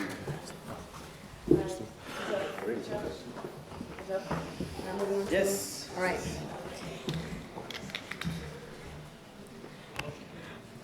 Okay, so we're going to move on to the launch pad. You're going to have to give me a minute to find the schedule. I need my glasses. So first we have Efevre Tech Limited. Costa, Dino, Costa.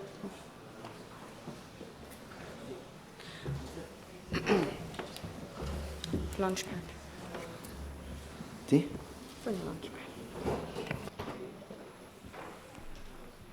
Before we start, I have an opportunity to correct an omission. I really want to thank the mentors and the judges this year, and also Mr. Andreas Kouparis, who did an amazing work going through the nitty-gritty details of the team's business plan this year. So, thank you.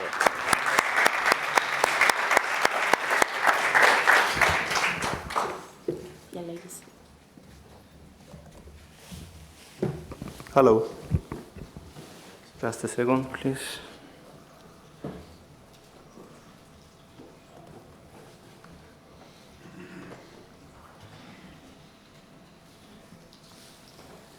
All right. So, hello everyone. I'm Dimitris Kyriakou. I represent the Efevre Tech Limited, which it basically means to invent technology. I'm a biologist by trade. I finished my PhD here in the University of Cyprus, and I was always frustrated with the poor execution of my results. So that's not just my problem. This is a global issue that is characterized as reproducibility crisis, which basically means that most of the publications that are the base for drug discoveries are rubbish. So, in fact, 70% are not reproducible, so we cannot use them. And that leads to 28 billion US dollars loss each year. And that's only for USA. And this delays drug discoveries up to 10 to 15 years. So, as an example, RNA vaccines that most likely some of you have used are based on 150 publications for 15 years of research. So that is a great technology that we are going to use for cancer therapy. So do we have to wait 10 to 15 years in order to advance this technology? In our opinion, no.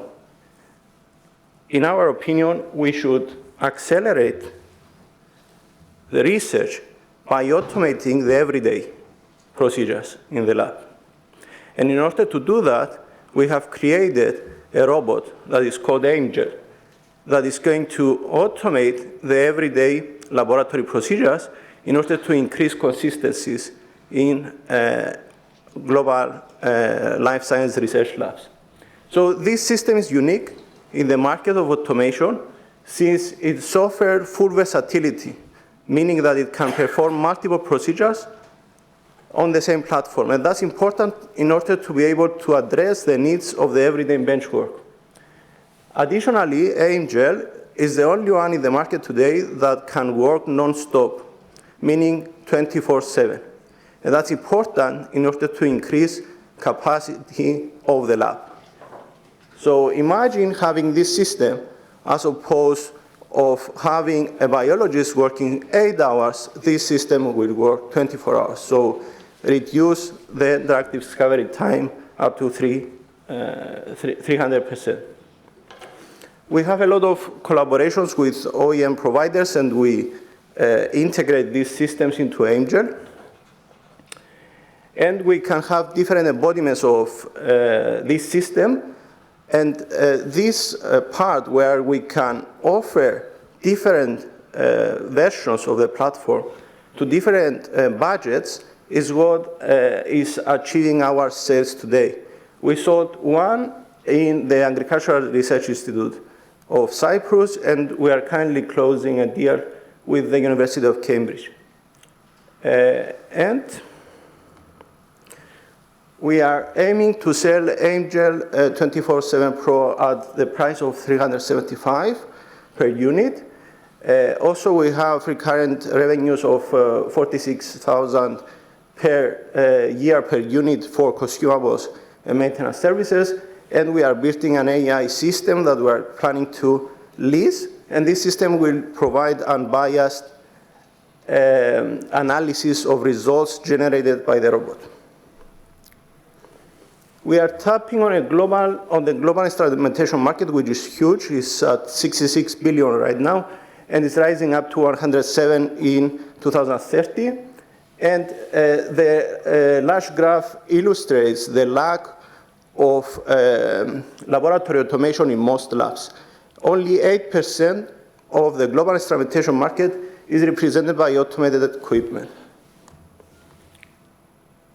So the reason for that is because of our competitors are targeting to automate a single procedure with a single device. So that cannot address the everyday needs of the biologist that needs to change the procedure all the time.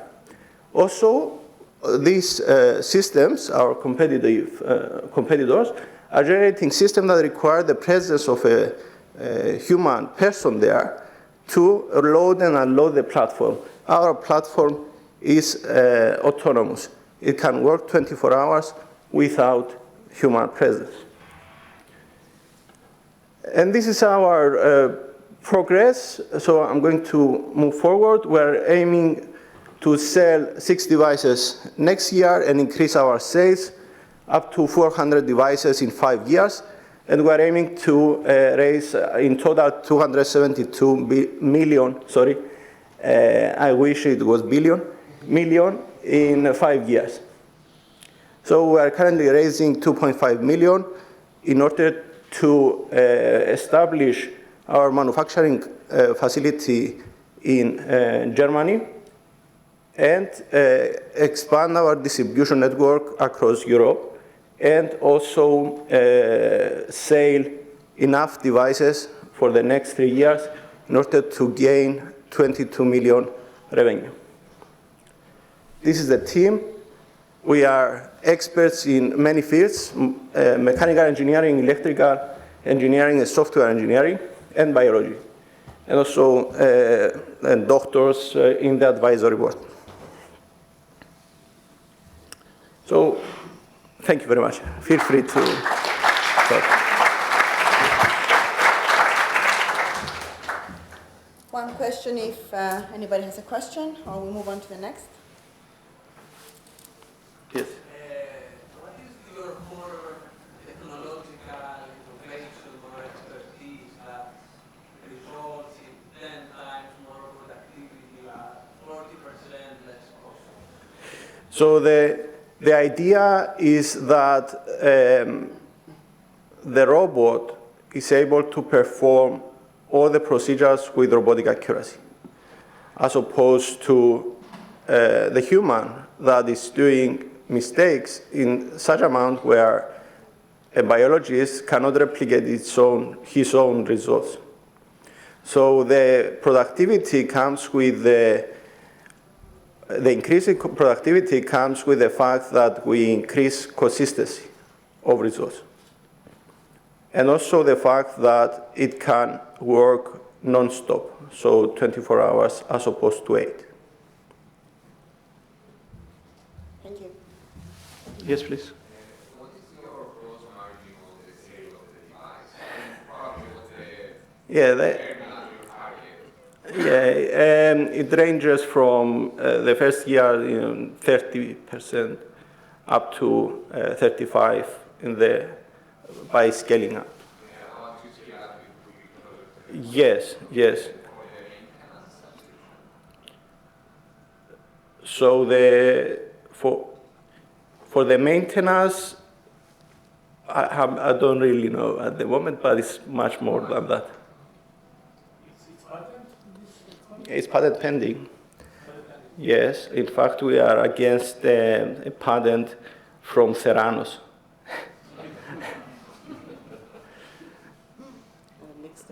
Yeah. We are. It's not a toaster. I mean, it has robots inside. It's not a box. It's not a box. All right. Thank you so much. Thank you very much.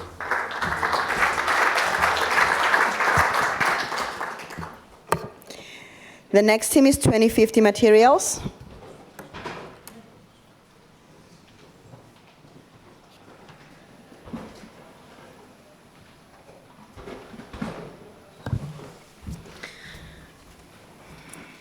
Work.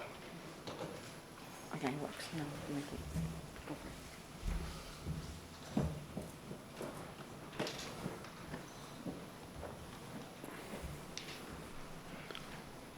Okay. Hi, everyone. My name is Stefanos. I'm one of the co-founders and CEO of 2050 Materials.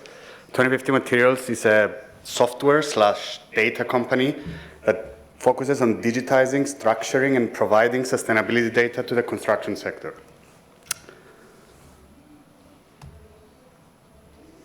Why is this not changing? Okay. So why have we chosen the construction sector?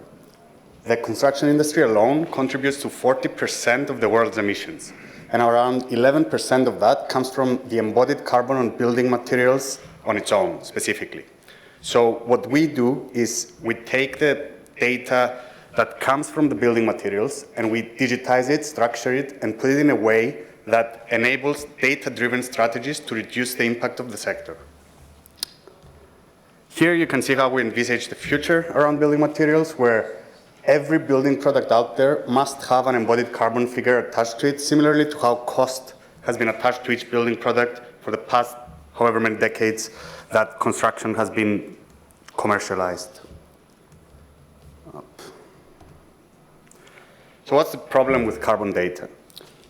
Firstly, there are too many decision makers when it comes to making strategic or project decisions in the sector. When there is so much data that needs to be analyzed, and when combined with manual work, this is a recipe for disaster.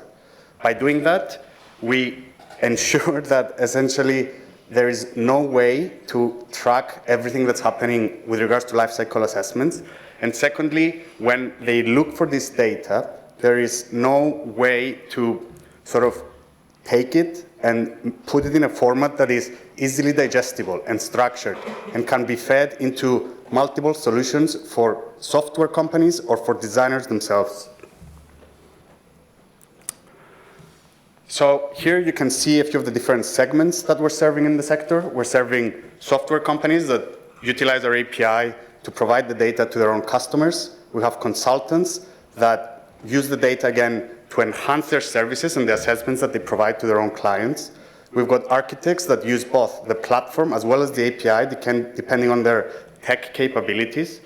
And we have contractors that also use the platform as well as the data in relation to cost estimations in order to be able to firstly report their Scope 3 emissions and also integrate it to increase their competitive advantage within procurement and tendering processes. Lastly, we've got the manufacturers that use the platform to upload their products, digitize and centralize their data, and at the same time, they enhance their processes and their efforts on sustainability by getting their products in front of the right people at the right time when there is the highest impact or the highest opportunity to make a true impact when it comes to designs. So how do we do that? Initially, we collect huge amounts of unstructured data through open sources or through manufacturers we work with or certification bodies we have partnerships with. And we run this unstructured or huge amount of unstructured data through AI models that our team has developed in order to structure it and render it usable for any stakeholder and for multiple use cases within their processes. To take this a step further, we apply machine learning models which help in filling in data gaps, reducing assumptions, and at the same time, they enhance the data with multiple layers of additional classifications and data labeling, which contributes to our key differentiating factor, which is data quality and interoperability. So to summarize what 2050 Materials does, it is two-sided. The core services that we provide are centered around two sides. One is the software as a service side, which is the platform used by architects, contractors, and manufacturers. And the second side is the data as a service part, which is our API service, which provides and feeds data into multiple solutions within the sector. Here, if there are some examples of the clients that we're already working with, and if you have been involved in the construction sector at a global scale, you will probably recognize some of these companies. And there are a few segments from the ones I mentioned previously, which is centered around specifiers and designers, the architectural space, engineers and consultants, and also software companies that are now starting to integrate this data and provide it as a standard service within their own products and their software suite. Here you can also see a few examples of companies that were already powering with our data, and they come from the infrastructure engineering space, from architectural carbon tools, and also from different design software that tackle different stages of construction projects. With regards to our team, we're a team of 3 co-founders. You've got Chandra on the right, who is our CTO and leads everything related to software development. Fanos, who is our CEO and is mainly focused on product as well as technical sales, and myself. I'm the COO and I deal with operations, QA, and data quality, as well as technical sales alongside Fanos. The rest of the team includes software engineers, data scientists, marketing specialists, as well as architectural researchers. With regards to the current status of our company, we've already digitized more than 100,000 products. This makes us, or lets us enter the top 3 global resources for sustainable products. We've got more than 4,500 users that are actively using the platform that come from all over the globe, and we're tracking 107 different countries from the user's geolocation. And with regards to the traction, we've already raised 900,000. Our revenue has been doubling every 5 months for the last year, and we have more than 1 million in the pipeline in terms of our annual recurring revenue, which we aim to close by Q2 2024. Thank you, and if you would like to learn more about our vision and our funding plans, please come and talk to me later at the event. Thank you. Is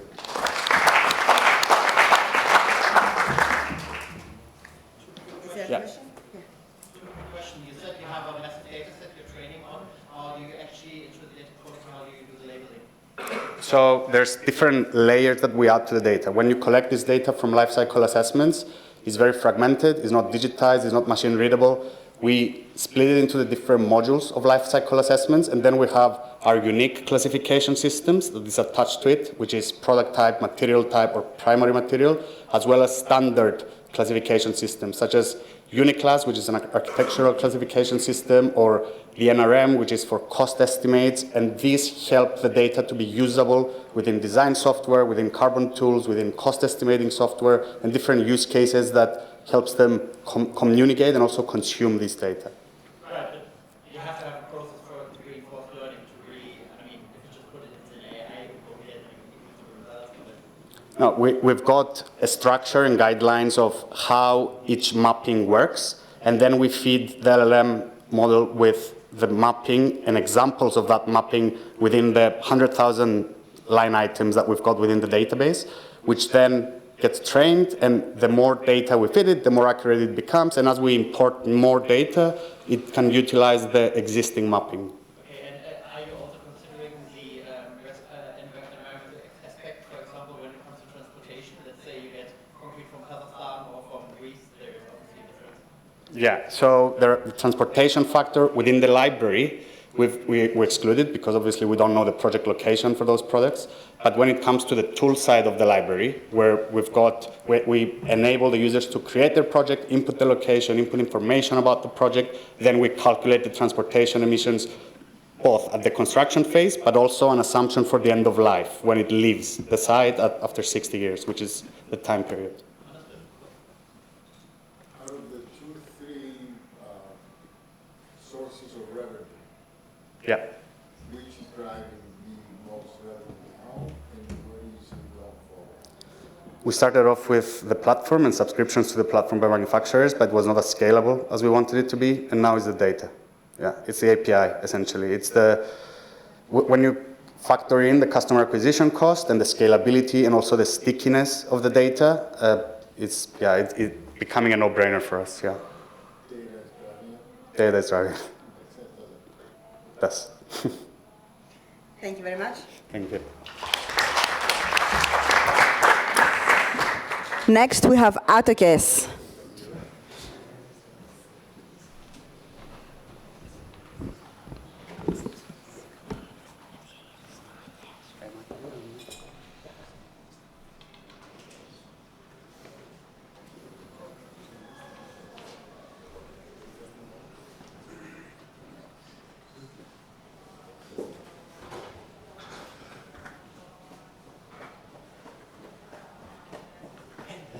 Hello. I think I did it. No, I didn't. No. I don't know how to use PowerPoint. Okay. Very good. Insert. I don't know as well. It's not giving you the option. It might be someone else has the same problem. So if you don't get the option, you can just proceed like this. Okay. Okay. Just. I will proceed like this. All right. Hello everyone, I'm Fotis. I'm going to present AutoCast. So, AutoCast is the first real solution to buy everything you want and pay for it in installments. In Cyprus, currently, you have an issue. In order to buy a product, you need either to have a credit card or apply for a loan. Credit card defies the purpose of having actually to buy something in installments because it locks the full amount on your credit card. You need to have the full amount anyway, so it doesn't work out. It defies the whole purpose. Apply for a loan. No one does it for a 500 euro phone or a 700 euros tablet or whatsoever. Like it's 3 to 4 weeks, 5 weeks maybe to get a loan approval from the bank to get all of this, to get this loan. So it's not a viable solution. There is one solution, is AutoCast Marketplace. It's actually the only solution where you can buy anything you want, you can buy it your way, pay it your way, online and instantly. The good thing is that we already have given more than 400,000 sales and credit in Cyprus up to now, which is amazing. The amazing part as well is that 99% of our plans are repaid, so everything is working smoothly. What's even more amazing is 40% of our customers are recurring. So basically they come, they pay, they repay their plan, and then they buy again. And also we have an amazing 5-star review, which is amazing. So I will explain how it works.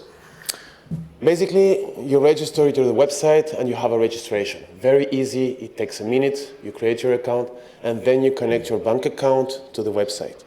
Connect your bank account, it doesn't matter if you have Astrobank, Eurobank, Hellenic, Alpha Bank, Bank of Cyprus, it works with all banks.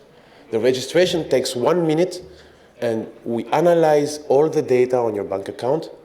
It can be scary, however, we know what is good for you to spend.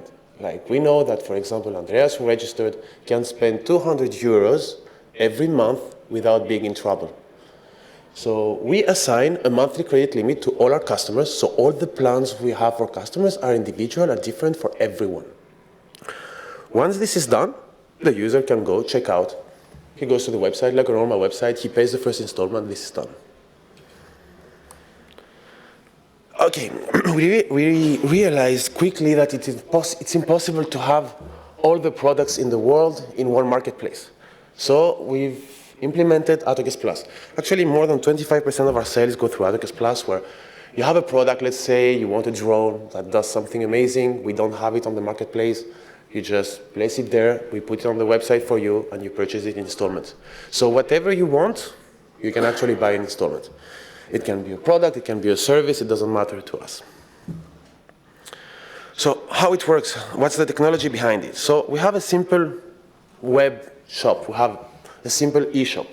On this e-shop, we have created a credit assessment platform, which is the platform that are connected to financial institutions, are connected to InfoCredits. We do bankruptcy check. We check if you don't have unpaid checks. We do API analysis on your bank account, as I said. We analyze all this. We apply our own formula, and then the monthly credit limit is assigned to the account of the customer. All the products are not ours. The products, they're from merchants based in Cyprus. We take them through APIs, we put it on the website, and everything works well for this.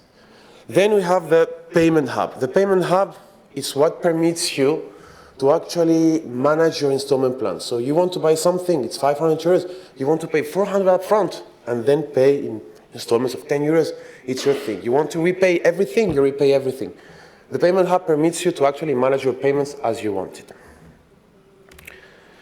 We have a very cool team for the past years to create all this. 2 directors, myself and Alexis, 2 financial planners, which are very much needed. compliance, KYC/lawyer, Lucas, and 2 ITs that have been extremely busy. A big thank you. We have been recently purchased by Digital Tree. We gave 30% of the company recently. We are happy and excited to actually step in this new era of AutoCAS. So hopefully you will start seeing much more of advertisement on the social media, so especially if you go on Kida and these kind of things that belong to Digital Tree. I know it's time for me to leave, right? It's time for me to leave? No. Okay. That's it. So thank you. I came here. I don't know. If you have questions. Okay. Go. There's also going to be time outside after we have a glass of wine. Awesome. Thank you, guys. Next, we have Entrepreneurship.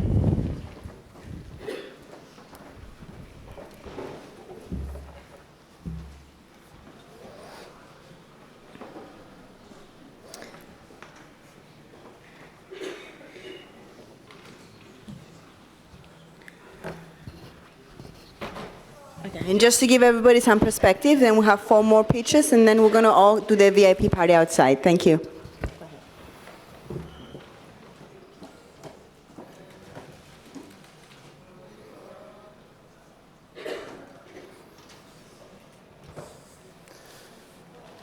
Hello everyone, my name is Lefteris. I'm the founder of Entrepreneurship, which I'm going to present to you.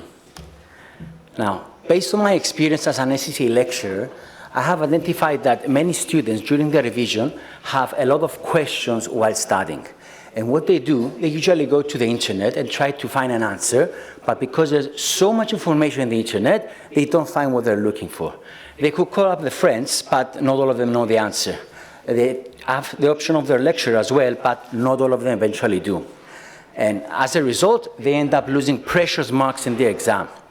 Now, according to a survey made, 80% of students have questions that remain unanswered before the examination, and 93% would use an educational platform to get their answer. The solution to this problem is Entrepreneurship. It's a platform which connects the students with the freelance lecturers. Now, how it works? Simple. The student posts the question, the professional makes a bid of how much he wants to answer the question, then the student selects the preferred professional, the professional provides the answer, the student reviews the answer, includes a rating, and that's it. Let's see an overview now of the platform. The student is going to post the question, is going to select the examination, the subject, is going to type the question, and then it's going to upload any documents necessary, like taking a photo of the exercising he's studying. Then he's going to receive the bids from the professional. He's going to select the preferred professional and make the payment. The professional then is going to provide the answer and also any clarifications needed in form of chatting, which is very familiar with students. And at the end, the student is going to include a rating of the answer. Now, here's an overview of the questions table where all of the questions posted by the student are shown. And the unique selling point of Serovia is that it's fast, it's going to get a reply within 24 hours, it's reliable from qualified professionals, and it's affordable that meets the budget of the student. Now, how is Serovia making money? It's getting 20% commission on the amount paid by the student. The purpose of Serovia is to be used as a supplementary tool for exam preparation. So it will be mainly used by resit students and self-study students, but also first-time students will be able to use the platform. The go-to-market strategy is through tuition providers in each country as strategic partners. We're going to sign with contracts with those strategic partners, and they're going to promote Entrepreneurship in that particular country, and they'll be getting half of the commission on Entrepreneurship. They're getting 10%. The benefits for the college is that it's going to have increased passing rates, and it has a better image to the student, and increased enrollments next semester, since students will be passing their exams and selecting a new examination. Now, for Entrepreneurship, it's going to have increased credibility, the benefit, because it's going to be promoted by a college, and it's going to minimizing the marketing costs. The market size for ACCA, which is for phase 1, which we are now in running up, is 460,000 global students. And for phase 2, we're planning to include more professional examination and university and college examinations. Total number of global students is 183 million students. Now let's have a look at the financial. For both phases, at the beginning is loss-making due to the cost of offering free questions to the students to try the platform and see that it actually works and they're getting their questions answered. And as the years go by, we'll reach for phase A around 150,000 euros and profit of around 150,000 profit, and for phase 2 we're going to reach around 47 million in year 10 and profitability of around 15 million. Now the future developments is for phase 1 to also adopt a subscription model where they're going to pay a fixed amount per month for a fixed amount of questions, and a library of previously asked questions where premium accounts can search previously asked questions. Now for phase 2, there will be also assignment assistance where going to be help provided for university and college assignments, and also will be using AI as facilitator to match the student request with the best professionals in the platform. The investment requirement for phase 1 for marketing and further development is 70,000, and for phase 2, marketing and further development is 1 million. The team is comprised of myself with an educational background of 9 years of teaching experience, Elena with a business background of 10 years of corporate and accounting experience, and we're in discussions to onboard IT co-founder as well. Thank you very much for your attention. If you have any questions, feel free. Yes?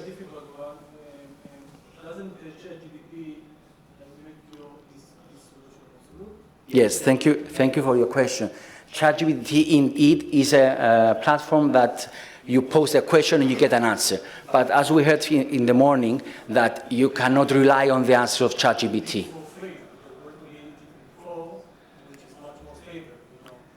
Yes, the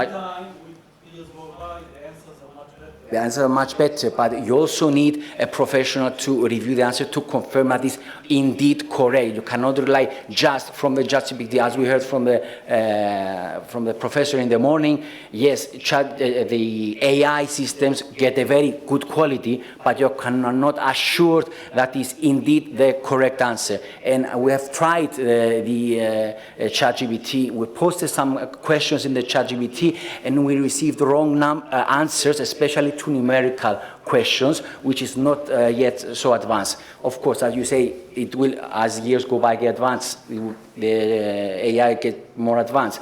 But again, with the need, with the overview of an actual lecturer, you are certain for the answer. Now, the student, because they know that it gives good answers, but they're not certain that is the correct answer. And before entering their examination, you want to be sure that your answer is correctly given to you and not maybe correct. You need to have some assurance from an experienced lecturer. Thank you. Thank you.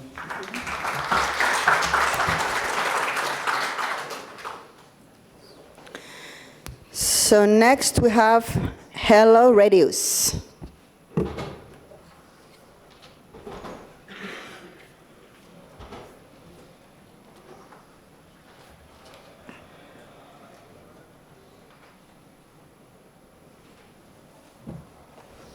Hi. I clicked. I don't know what's going on. Oh, fantastic.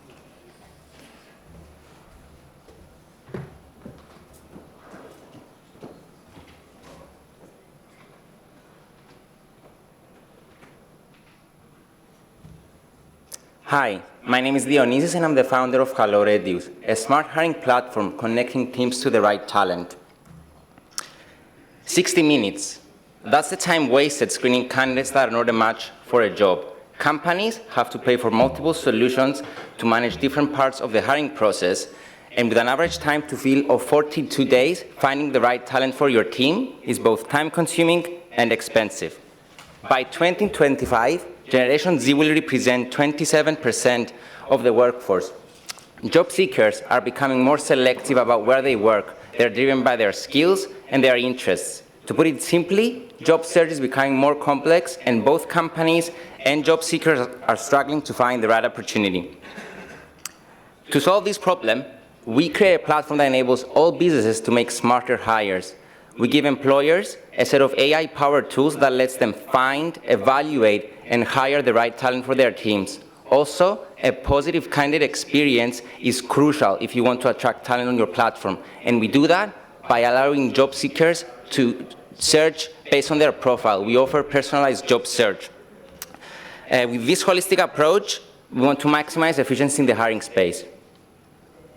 Our platform consists of two core offerings. Our smart search tools that reduce time taken in screening candidates and evaluating CVs, and our job seeker offering.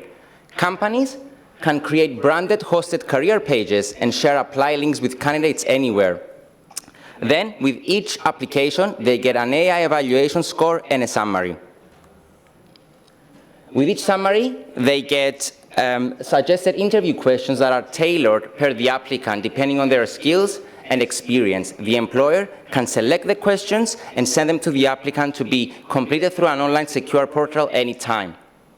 So these automate repetitive questions that also help the employer better understand who the applicant is, even before reaching out or inviting them in for an in-person interview. We are a SaaS business. We offer 3 subscription plans that are tiered based on usage. So no matter the budget, access to talent is easy. For year 1, we are focusing on growing our team to support our product and business development, and we project to end year 2 with $300,000 in revenue and break even in Q3. The market is huge and it is growing as there is an increased demand in advanced technologies to make hiring more efficient. And as we saw in 2021, more than $12 billion were invested in this space. In terms of where we sit in the market, we are the best value provider with also a job seeker first approach. We are the first that tailors so much for the job seeker and not operate just as a job board. In terms of our go-to-market strategy, we approach that in 2 phases. Phase 1 is now, and we are targeting companies to go on our starter and pro subscription plans. Then for phase 2, we're targeting larger organizations and recruiters to go on our pro and premium plans. So who are the faces behind HelloRadius? We are a team of UCL graduates with prior experience in startups and in similar industry, both technical and agile. Currently, we are part of the Idea Startup Accelerator, and we have also acquired the Certificate of Innovative Enterprises. Total money to date is 20,000 euros, and we are opening our pre-seed round for investors at 200,000 euros to help us accelerate quickly internationally. And within the next 16 months, we want to get to 280 companies and manage more than 10,000 applicants in our applicant tracking system. So thank you very much for listening, and if you have any questions, you can connect with us there.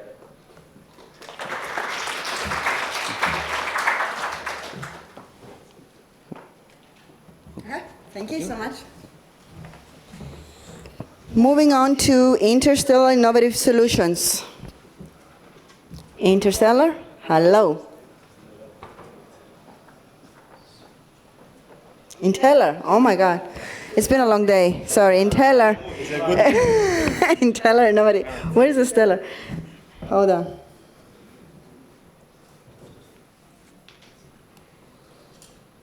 Do you like that name more? Inteller. No. You're right. We know our We know company. No, I was just kidding. So, see if you can actually make it happen. Because some companies have. Give it a minute. I'll be gentle, don't worry. Alright, if it doesn't happen, you can just proceed like. Yeah, okay, we can do like this, fine. So hi everyone, I'm Andonis Gregos, co-founder, and my co-founder partner George Koulaidis. Hi everybody. Together we have created our company called Inteller.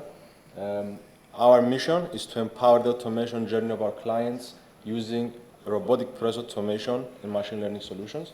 We have been in the industry operating for 3 years at the moment, and through our work, we worked very closely with maritime companies.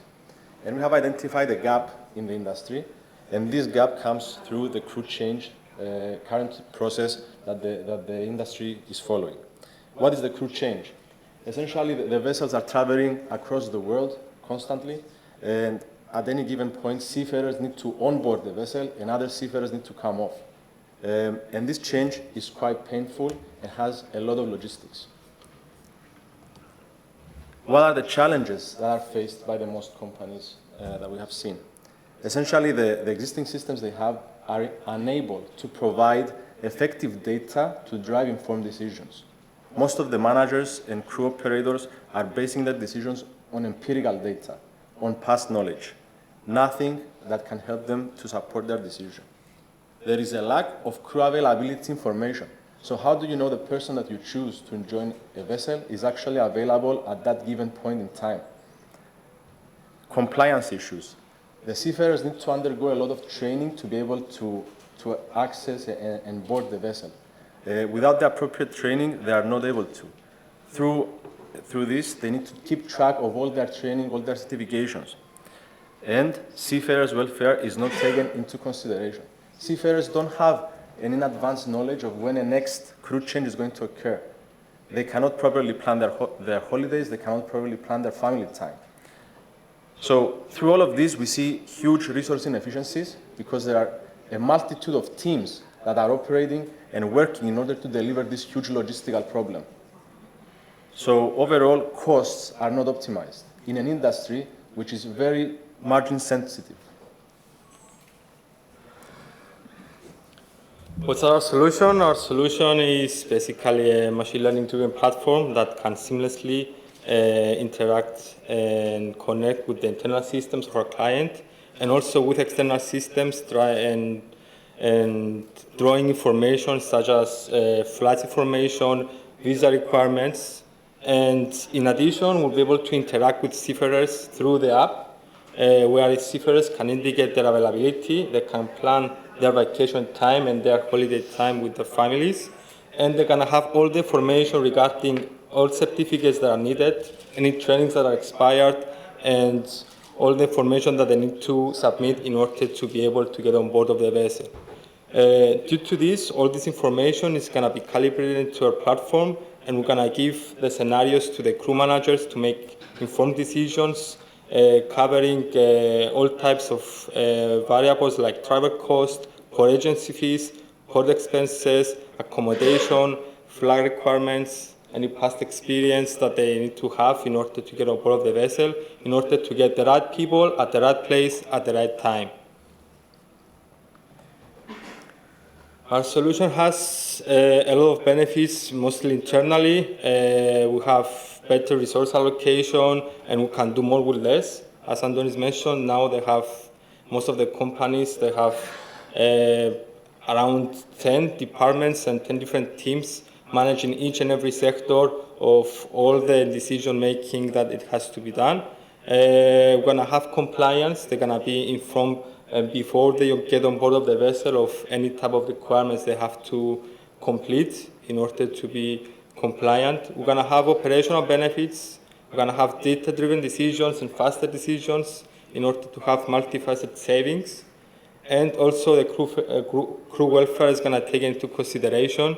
We actually had an interview with 50 seafarers, and we get their insights, and all of them told us the same thing, that basically it's an incentive for them to collaborate with a company that is going to take their welfare into consideration.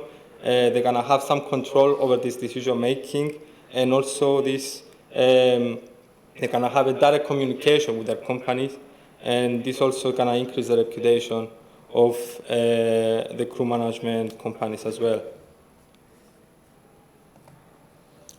Where do we go from here? We already have an investment, especially from Research and Innovation Foundation, and what we're looking for is to have a strategic investor with connections in the maritime industry in order to scale our product and get more visibility in the market. Thank you so much. If you have any questions. can let us know, or we can talk later in the cocktail. Thank you.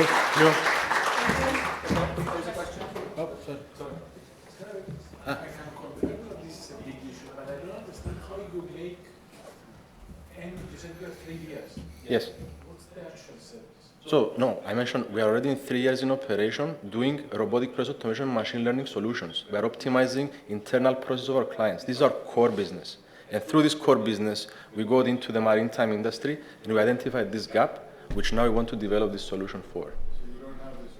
We have the MVP, we have a collaboration with a strategic partner. It's a huge crew management, ship management company. So we're working with them, we have the letter of intent, and we're working with them to... And we already received the funding from the Research and Innovation Foundation. So they are your strategic partner? We have one, yes, but we want to expand, so we want to have more visibility out there. So right now it's like on a closed circuit. They're gonna be their first one is, but we are in the moment that we're gonna go through and push through the market. So this, we don't need funding at the moment. We just need to have the strategic investor to have the market visibility. Who is the ultimate buyer? The ultimate buyer is the ship owners and crew management companies. Which could be same or two different things? Yes. Or who's the ultimate buyer? Who's your best buyer profile? It's the crew management company. Yeah. That operates this operation. Basically, the whole crew change circle. It can either happen in-house by a ship owner or by crew management company. That's my point. Yes. But the crew. We are starting with crew management. This is our strategic partner at the moment. Yes. Yeah. Thank you. Thank you.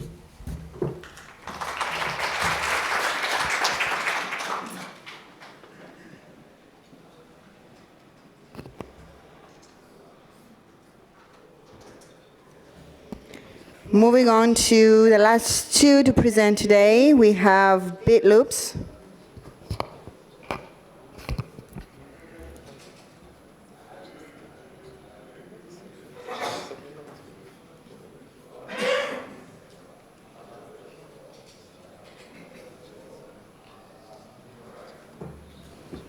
You do this because if I do it, I'm going to mess it up. Let's see if I can.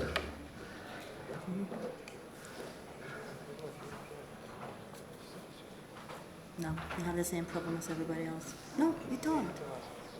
There we go. Well, thank you. My name is Sergio Pereira, and I'm the co-founder at BitLoops, where we aim to save developers up to 90% of the time they spend converting designs into code.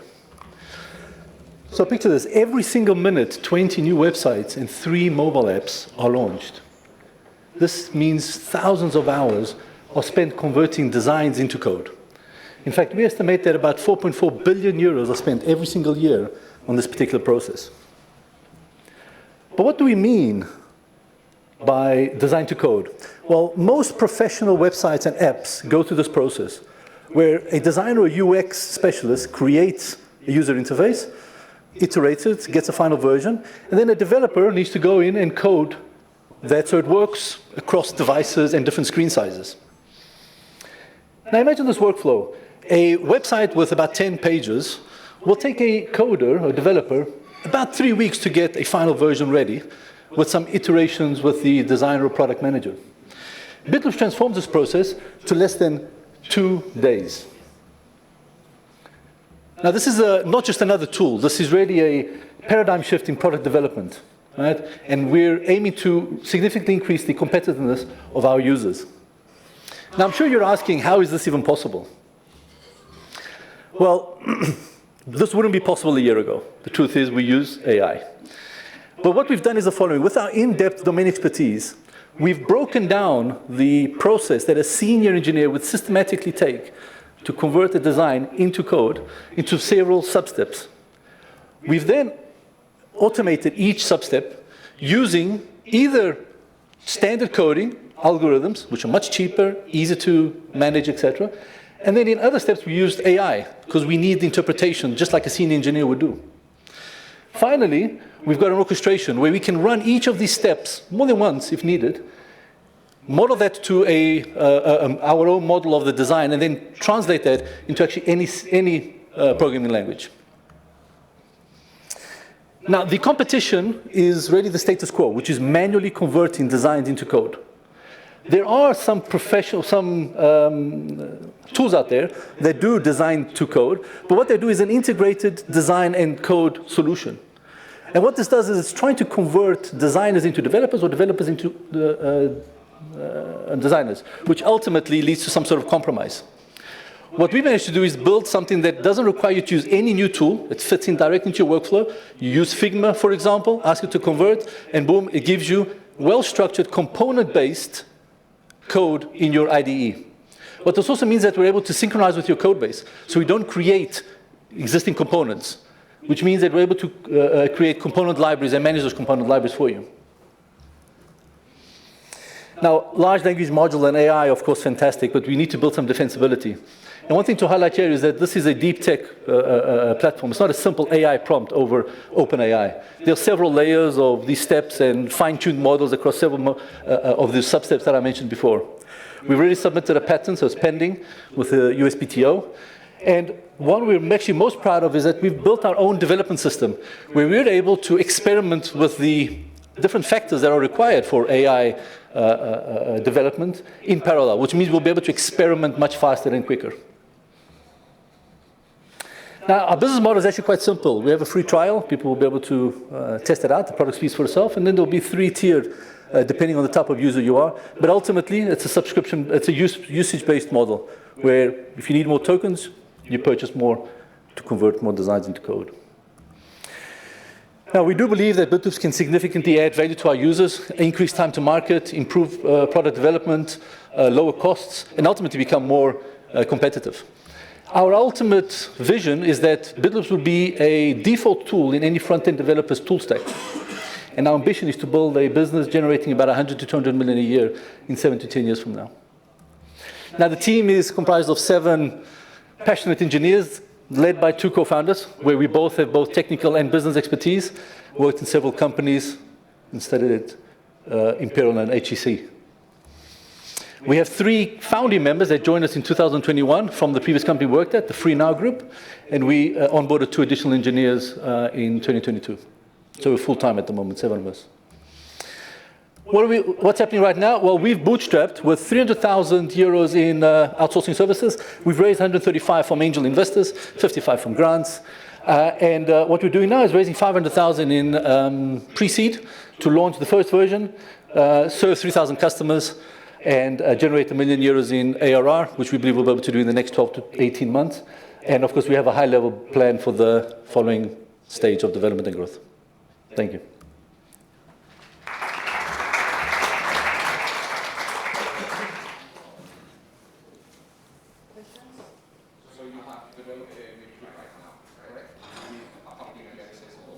No, we're in sort of alpha testing. What we're doing at the moment is working with some IT outsourcing houses, giving us the designs. We're able to implement and learn. Each of those sub-steps, we're actually breaking them up, let's say, which means that depending on the section that we're actually going to convert, it might decide A, B, C, D, E, depending on which one will give you the best result.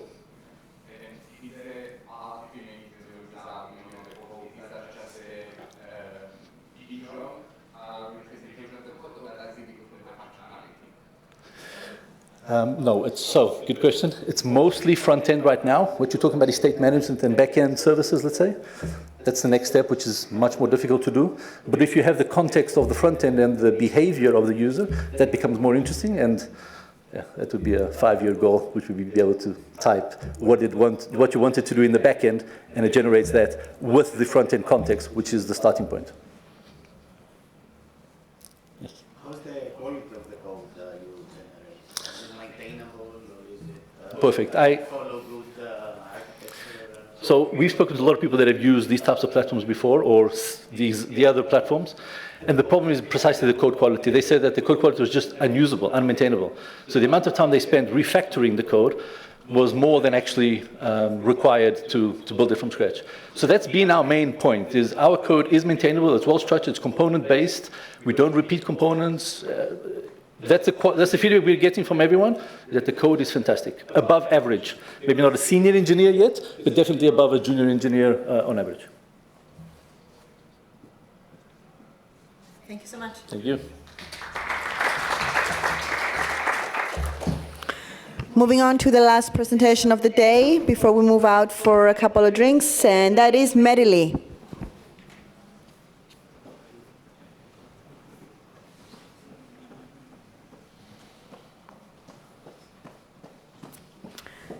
You are a Word document, so you...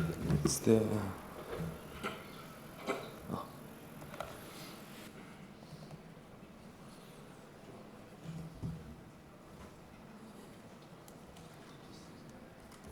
Αν κάνεις enter, θα το κάνεις πίνεις στο τέρμα. Just a moment. Κάνει enter. Ναι. Εκεί από πάνω. So this is an open link.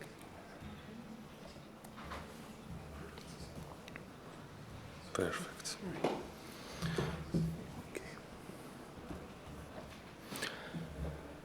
Good afternoon, everyone. From the past presentation, the good thing is that our solution applies to most of the industries that we already saw today. So hope that it will be an interesting one. So let me present you Medley, a revolutionary solution aiming to transform how the healthcare data are leveraged today. Our core mission is to revolutionize the way that customers and users use their data and how they control over them while ensuring not just safety and efficiency, but a deeply personalized experience. Today, data is fragmented and currently ownership is a challenge. People struggle to control how their data are accessed and when and by who, and how to maintain authority over them. Moreover, the recent data leaks and continuous loss of data is an increasing fear for all the customers and users. Our solution tackles the exact problem, and we present that the Medley comprises of two major components: the user app and the client portal. From the user app, the client can enter and create a unique health profile, which then can access and have full control over their data and how they can share them. Make a quick note that both the user app and the company portal are built on secure blockchain technology to enhance and protect all the data of the users. The company portal takes data security and user ownership to the next level by providing unique insights into their customers' health profiles, which enhance the overall user experience while reducing costs at the same time. Based on recent publication, there's a growing demand for personalized offerings, which will enhance the customer experience. And PwC's recent research indicates that there's a high investment increase by companies in order to purchase technologies to enhance the customer experience of their clients. Currently, in Cyprus, the demand is real, it exists, and we already came in contact with various companies in order to validate our idea. And thankfully, one of the leading travel agency in Cyprus already signed a letter of intent with us. Now we are focusing on the next step to get funded and make our product available to the public. Based on our competitive analysis, Medley leads the way in the blockchain segment, where we serve cross industries in order to be able to cover the demand of all the current clients. In summary, Medley is a robust solution that serves as the cornerstone for both users and customers and companies, while the main pillars of our solution leverages the data ownership, the enhanced user engagement, and the seamless integration. Our team comprises of three members. Me, I'm the business developer with experience in market expansion and business strategics. Luca is our tech guru. He leads the designing of Mendeley's robust and scalable architecture. And Michalis, our data analytic experts, harness the power of insights in order to drive informed decision making. Our team has successfully tested the technology and architecture of our solution and created also the initial designs of the actual product in order to be able to show the product to potential clients. Currently, we are at pre-seed round for funding. We are asking for 150K in order to cover the ongoing expenses from product development up to market launch. After the event, we invite you to explore the solution, the user application, and the company portal in person. Thank you very much for your time.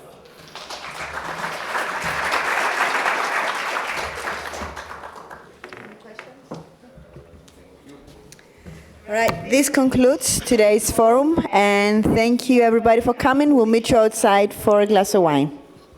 That rhymed. Daniel, see, I can do it, no? No.